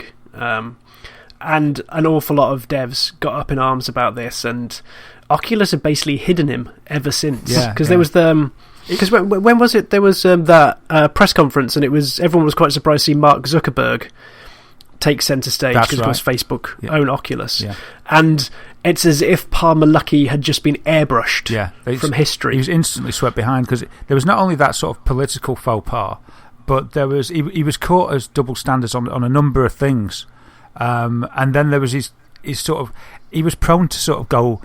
Let me think about how I'm going to phrase this. He was prone to sort of respond to his detractors on Reddit in maybe not the most subtle way, or maybe not the most diplomatic way as well. So it seemed that the hornet's nest just kept getting stirred up, didn't it? And then all of a sudden, after this political issue, he just sort of just disappeared. Like got airbrushed away. The Facebook assassins came in. The men in the dark blue coats. It was actually 117 days, because Gizmondo had a Palmer Luckey watch, and it was 117 days that he was quiet. So after what happened, he was basically silenced for 117 days before he was let go. Wow, flipping it. So it's sad he's gone off. I wonder what he'll do next. Yeah, I think he made enough money possibly from the sale to Facebook that he might not have to do anything next. But if he seemed like quite a driven young man, because I don't think he's even 30 yet or something crazy like that. So amazing. He's got time to play around. Because I think he's sort of, I don't know if I'm 100% correct here, but I seem to recall that it was his idea, this way of making a cheap headset, and he did it in his garage because he's always been interested in electronics, and he sort of cobbled together is probably the wrong phrase, but he created this way of viewing a system through the lenses and stuff, and it's created a whole industry, and that's what I was going to say. Right, I read this morning in my Guinness World Records 2017 Gamers Edition, and there was a little bit about VR, right? Most expensive. So this is a record. I don't like these record books much anymore, because it's kind of like first person to complete name your game wearing a hat with a banana on top. It's just so out there. It's like loads of stuff like that. But anyway, the most expensive VR acquisition, and it says Facebook bought Oculus VR, makers of Oculus Rift headset, on the 25th of March 2014.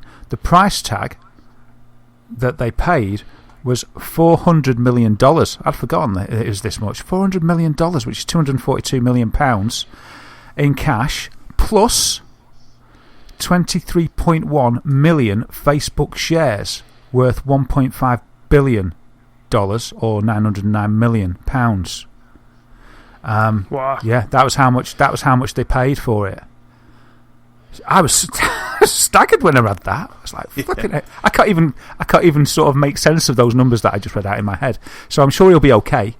But yeah, it's a bit of a shame, isn't it? Wikipedia states that he's 24 years old. He was born in 1992, and his net worth is $730 million. Sickening. So, what have I done with my life, Anthony? Wow. I wonder if that's before or after the $250 million that he's had to pay to ZeniMax. I'm sure. Oh, the poor multi-millionaire, only with 500 million left. Come on, guys, have a heart. It's quite interesting. It'll be a lean Christmas at the Lucky household. It's quite interesting that you said that he coupled that first VR, because the reports, and I remember listening to an interview with Cliff Beglincy, who was also a backer in Oculus as well. That it was coupled together. It was elastic bands and bits all kind of added to this very kind of clumsy, clunky VR headset. So he definitely was. He was touting it around for a while, trying to get people interested in VR again. Yeah, I can remember stories on the podcast about them just like meeting in hotel rooms at E3 but away from E3 and meeting this enthusiastic guy. I think John Carmack got involved quite early on to help him because he saw the technical innovation, and they got versions of Doom, like the original Doom, sort of running as a proof of concept for it all. Yes, that was kind of like back in 2012, I think, something like that. It was a long time ago. I think it has been quite a journey for him. Yeah. Wow, what a journey to have had. And how old did you say he is? 24. Flipping heck. So, I know. Wow. So he's had an amazing 5-year journey from 19, so let's say, to 24, and he's got the rest of his life to enjoy all that beautiful money. It feels like there's a TV movie going to come out of this at some point. The Rise and Fall of Barmer Lucky. Yeah. Played by Daniel Radcliffe. Yeah. Sponsored by Bermuda Shorts make. I don't know who they would be, but Bermuda Shorts and Flip Flop makers will be out in their droves trying to sponsor that one. Brilliant. So also, happy birthday Vive. HTC Vive, which came out of nowhere as far as I was concerned, jumped in saying, actually Oculus, hello, we're here too, and we're going to offer full room scale. I was like, whoa, what's this? I'll have to switch what I'm going to buy. I was going to buy an Oculus, now I'm going to get this. Anyway, they're a year old. A year old today, because we're recording on the 5th of April, and it's today that they are a year old. So it launched today, 5th of April 2016. So yeah, it's been a year of VR available to the consumer public. The Rift, I think, launched a week before the Vive, but the Rift had more delivery problems than the Vive, so it took a little bit longer to get to its customers. But I remember watching that video of Palmer Luckey delivering the first Oculus that was bought. Do you remember that, the first pre-order? And Palmer Luckey went to see the guy. It was on. I remember watching it on Facebook. But yeah, it's the birthday of Vive, so they have got some offers on. Unfortunately, if you don't know about it, you're not going to be able to get this offer. But they've got a free game, but it's today only. And today only also there's £100 off the Vive. But as by the time this podcast is edited, the offers won't be applicable. You can just have it, listeners, you can just have that as news that HTC Vive did a nice offer on the day. But that was it. It was just a one-day thing. So yeah, a year on. We said 2017 was going to be the year of the Vive, Anthony. James, you've got a PSVR. I've got a Vive. Anthony, you've got a PSVR as well.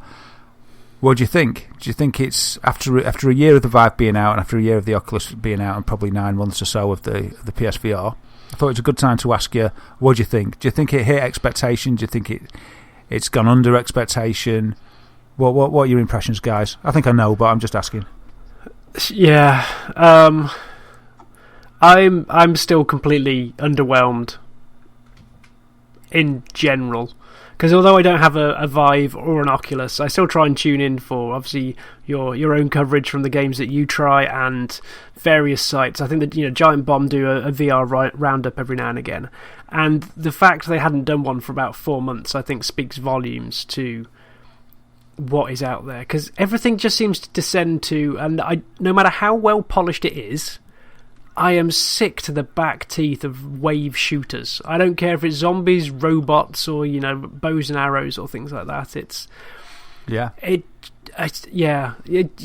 know my thoughts. Half of them are experiences, and half of them aren't even up to an experience. Yeah, I'm inclined to agree. I think it hasn't. I think it's got potential, but it just, because it's so different, it hasn't found its way yet. I think there must be something out there, or maybe its way isn't even in games. A lot of the stories that I find the most interesting and that I report each week are things where it's been used not for games, where it's some kind of medical adventure or experience, or helping the medical industry, or that story about changing a school bus into like a whole headset so that the whole bus looked like, making it into a simulator going over Mars, or helping disabled people, or simulating autism and things like that.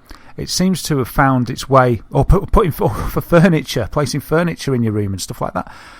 And I find that I get quite thrilled with that, or the theme park stuff where it's very big and you've got a whole haptic suit on and stuff that isn't really practical for the home. But yeah, with the games, I'm a bit inclined to agree with you. It's like I had a new lease of life recently with Racket NX and Thrill of the Fight, because they were so different. Because it was 360 squash, like Tron. That's awesome. I haven't played it for a while because of my lens. And the boxing game, that's really awesome as well. It was different, and that felt like it was finding its way. But then I go on the Vive subreddit, and it seems to get quieter to me, and nobody's really going, hooray, there's this game and stuff. I think Vive, it's got the best technology, but it's got the least sort of funded support for games. Oculus have got a lot of exclusives that sounds good. But like you say, I break them down, and it always just feels like, oh, another wave shooter. Right, forget that. So what about you, Anthony? What do you think about your PSVR? I think it's kind of brilliant, but it's just lack of stuff. Absolutely, I think you just said probably exactly what I was going to say. I absolutely loved playing Resident Evil in PlayStation VR, but then I've put it away. And I've put it away. I got it out to have a quick look at 3D movies, but then I put it away again. And it's been away for a while, and that's it. You're quite lucky when your Vive comes back. Batman Arkham VR, one of my favourite VR experiences, and again, it's not a game, it's an experience. That's coming I think a week. About 10 days' time is coming to HTC Vive and Oculus as well, and you're going to get a better version of that because you're going to get your kind of room scale, you're going to get better graphics as well. And I just find that I'm blown away that this thing works in my house, and that I can get VR in my house, and that it works. But there's just nothing there that's really making me kind of want to come back. I want to go back into Resident Evil, but the Switch and all those other games have just dragged me away from it, and it's very easy. And I did even though my whole setup in the movie room is so easy, all I have to do is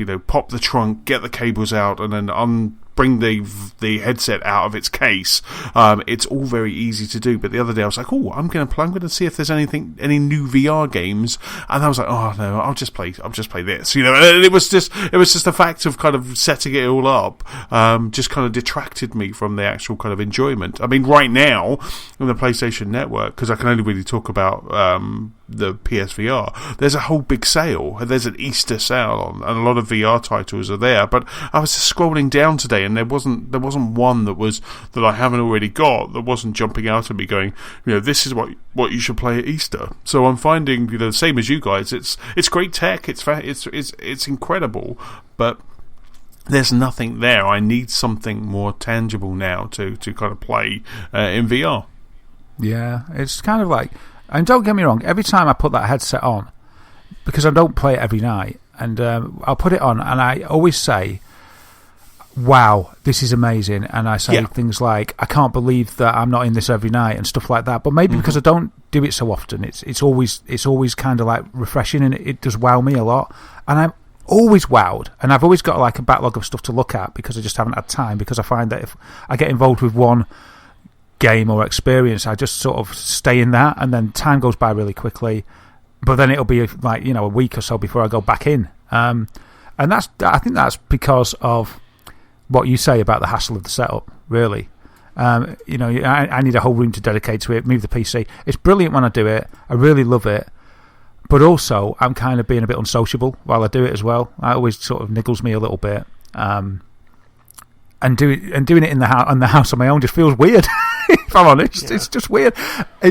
That's where it is. If I was 14 or something, I'd love this. Because I used to sit in my bedroom and play games on my own all the time. And maybe that's just an age thing, because I think if I had that now, if I was that age now, I'd be like, wow, But thinking of me being permanently in a HMD is quite a scary thought as well. I'd think, I wouldn't want me to be like sort of so embroiled in a virtual reality. But it does always wow me. Mm-hmm. But the thing is, likewise. But I was thinking it is magical in its own way. But because we've had all these games recently, there's not been a VR game that can, excite me in the same way as Horizon or Zelda. Yeah, it just doesn't even come close. And I understand they're different experiences, but it's the absolute gaping chasm. It can't do story. Yeah. Well, maybe it can, but not. I don't know. I haven't felt attached to any characters in there. It's just I think if we got something like not Overwatch, that would just make everyone vomit. If we got something like Firewatch, or Sonoma or Kona, or one of those games as a VR experience, I think that's where I would happily play. I would happily play. The Firewatch is so slow. I would happily play Firewatch in VR. That would blow me away. I mean, for me, I think the next thing that I'm looking forward to in VR is Star Trek Bridge Crew. Me too. That's the 30th of May, and that's the kind of next thing that I'm kind of looking forward to. But I would love... Sorry, James, go for it. No, I was going to say, it's even got to the point with this that I don't know if I want to sink another £50 into my PSVR, because I'm getting to the point where I think I just want to sell it. It just sits under my TV gathering dust and... Yeah, and there's at you, staring there's momentum at you. With it. At the moment, you could probably sell it for a decent price because they're still desirable. Mm-hmm. Yeah, it's a funny one, isn't it? Because it's amazing technology, and it is magical in that regard, that you can whisk you away. But then it seems to fail to connect it in a certain level the way that 2D games do. To me, anyway. It's not quite as good yet. I don't know what it is. There isn't that pull. I don't get... Yakuza was amazing. Horizon Zero Dawn, I sat there, I'd make time to do those, and I'd make less time for VR than I feel that I should. And is that not because the VR isn't pulling me? And if it's not pulling me, doesn't that mean there's something lacking? Yeah. If I'm asking hard questions to myself. So I ultimately start to think of my Vive now. If I'm really hard on myself, it's great for sort of parties. It's sort of like, birthdays, weddings and bar mitzvahs, roll out the Vive. But apart from that, I don't play it that much on my own, and that's a bit sad. Have you asked your hardware guru? Have you asked Sam what you should do? I have. It's funny you should mention that. I asked him the other day if I should sell it. And he said no. Because he likes to travel around the city in Richie's Plank experience. So there you go. I was like, okay, the director has spoken, and I'll abide to that. Let me know if Sam's interested in the PSVR. We'll see if we can cut him a deal. If you're wondering what to do with your PSVR, and it sounds like you are, I will put it to Sam. I'll ask him what the best thing to do is for my friend James, and I'll report back. That'd be good. If you're in a quandary. In fact, if you've got any gaming issues, I can always put them. I can put them by. Yeah, just write in to ask Sam at gamersoflostpark.com. Yeah, and we can get a 6-year-old's viewpoint on most issues, and I'm sure, like with the Switch, his advice was better than mine. But I will be pulling it back to this. I will be quite disappointed in Sony if E3 doesn't two things. If we don't get a bit of a PSVR showcase, because if they don't, then it's gone the way that we all predicted that it would do, which is the same as the Vita. It comes out to a huge fanfare. Everybody's crazy about this, and then they don't support it. So they have to have a VR section in their E3 showcase, and I will be really disappointed if the whole show is not in VR. Yeah, they made a lot of promises. They should put the whole show in VR for the buyers, and if they do not pull out the stops for this, I will feel... I haven't even got one, but I'll feel stung, because I want VR to succeed. But I'll feel that it's a letdown, and I'll feel that it's just kind of like, brilliant, they bought all the units that we made, great, let's leave it at that. And that's sad. That'll be a shame. So we'll see what happens. Should we move on? That was a bit sad, wasn't it? Yeah, give us a joyous note to finish with. I don't think the next one's... No, I haven't got an and finally. Maybe we should just leave it there. Here's a kitten on a Roomba.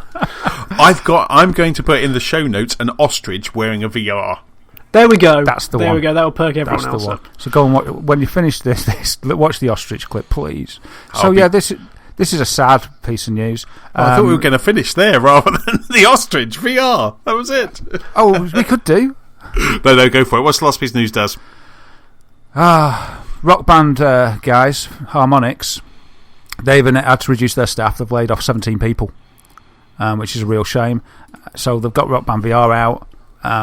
Looks like maybe sales haven't been up to what they expected, and they've had to do some layoffs. They made a statement to gamesindustry.biz. They said, Today we made the difficult decision to say goodbye to 17 talented people as we restructured to align with our current and anticipated development needs. These people all played a role in making Harmonix and its games what they are today, and we are more than grateful for their contributions. We are working to ensure that they are taken care of as we make this change, which is hopeful. Yeah, so it's a shame, isn't it? Yeah. Another instrument-related publisher stroke developer having hard times. Yeah, and almost just like looking down the details of the story as well. The article that you pinned basically shows that it's not been rosy for VR in general, because we've lost Sony London, who did the Heist. Yeah, mm-hmm. We've lost Gorilla Cambridge, who did Rigs. So it's like a kiss of death from VR. It is, but it's a really tough cycle, because like here's us bitching about there's no games for it, and then you could argue that these guys are doing some of the larger, more expansive things. Well, the Heist was just a smaller part of a larger mini-game collection, but they're trying to do larger scale stuff, and there just isn't the user base for it. So we're almost in catch-22. We want bigger games, but then the audience isn't there to buy them, and the audience isn't there to buy them because there aren't bigger games, and so they won't get the support because there's no audience. The developers don't want to develop for it. Well, they do want to develop for it, but it's kind of, unless you're in a fortunate position where money's no object, then you can't sensibly do that because there's no money in it, so no games get developed, so there's no take-up. And this is what happens with things like the 32X or the Virtual Boy and things like with a really small supply, and it's just almost, it's saddening to see it going this way. Yeah, and with it's not a small price of entry either. Even and that's the most terrifying thing. Yeah, but they proved that people were willing to pay that price of admission because the PSVR sold out. Yeah, the rumours are they've got over 1 million, isn't it, out there? Yeah, so then it's kind of like, well, come on, Sony. What are you doing? And I read another article, and it mentioned that the London Heist game, they said that's like one of the best shooters they've played in VR. Now, I haven't played it, but they just said, right, that's great, and they said it's the best thing they'd played on VR for gunplay, and they said, but the fact that was just a 15-minute segment of something else, and there was nothing to match it, kind of spoke volumes for the quality of everything else. And it's like, oh yeah. Yeah, well, this will be the final edition of the VR desk. Yeah. We've just depressed ourselves again. But, there is an indie... This is really on a tangent. We're kind of linked, but I was trying to find something a bit more cheery.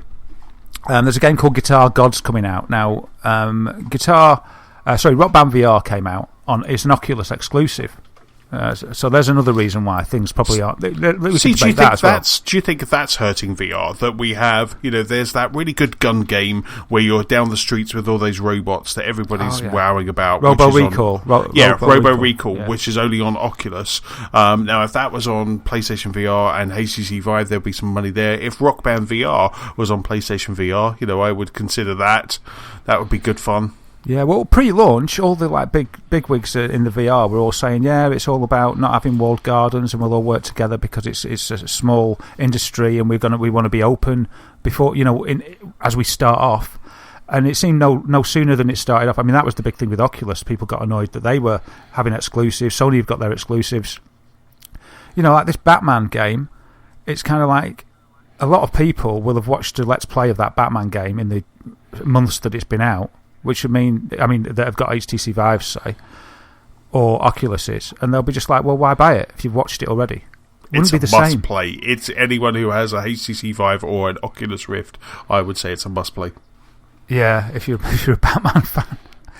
No, if you're a VR fan, the feeling that game gave me when I was in Crime Alley and I was standing in front of my parents, Martha and Bruce Wayne, was incredible. And for that reason, and for other reasons I've experienced since in VR, but for that reason alone, I would never get rid of my PlayStation VR because that was incredible. I felt like I was 4 foot tall and I'm 6 foot and change, and I felt like I was 4 foot tall in an alley and I was scared, and that was just like, holy moly, that was amazing. That was, for me, that was like, wow. And then I went down in the deep, and Nicola has a video of that no one else is going to see, of me reacting, not knowing that someone was filming me reacting, just looking at that, which I saw for the first time just a couple of weeks ago, and just to see those kind of things is like, yes, it does work, but unfortunately people, like as you say, there's a conundrum that's there that needs to be solved, and hopefully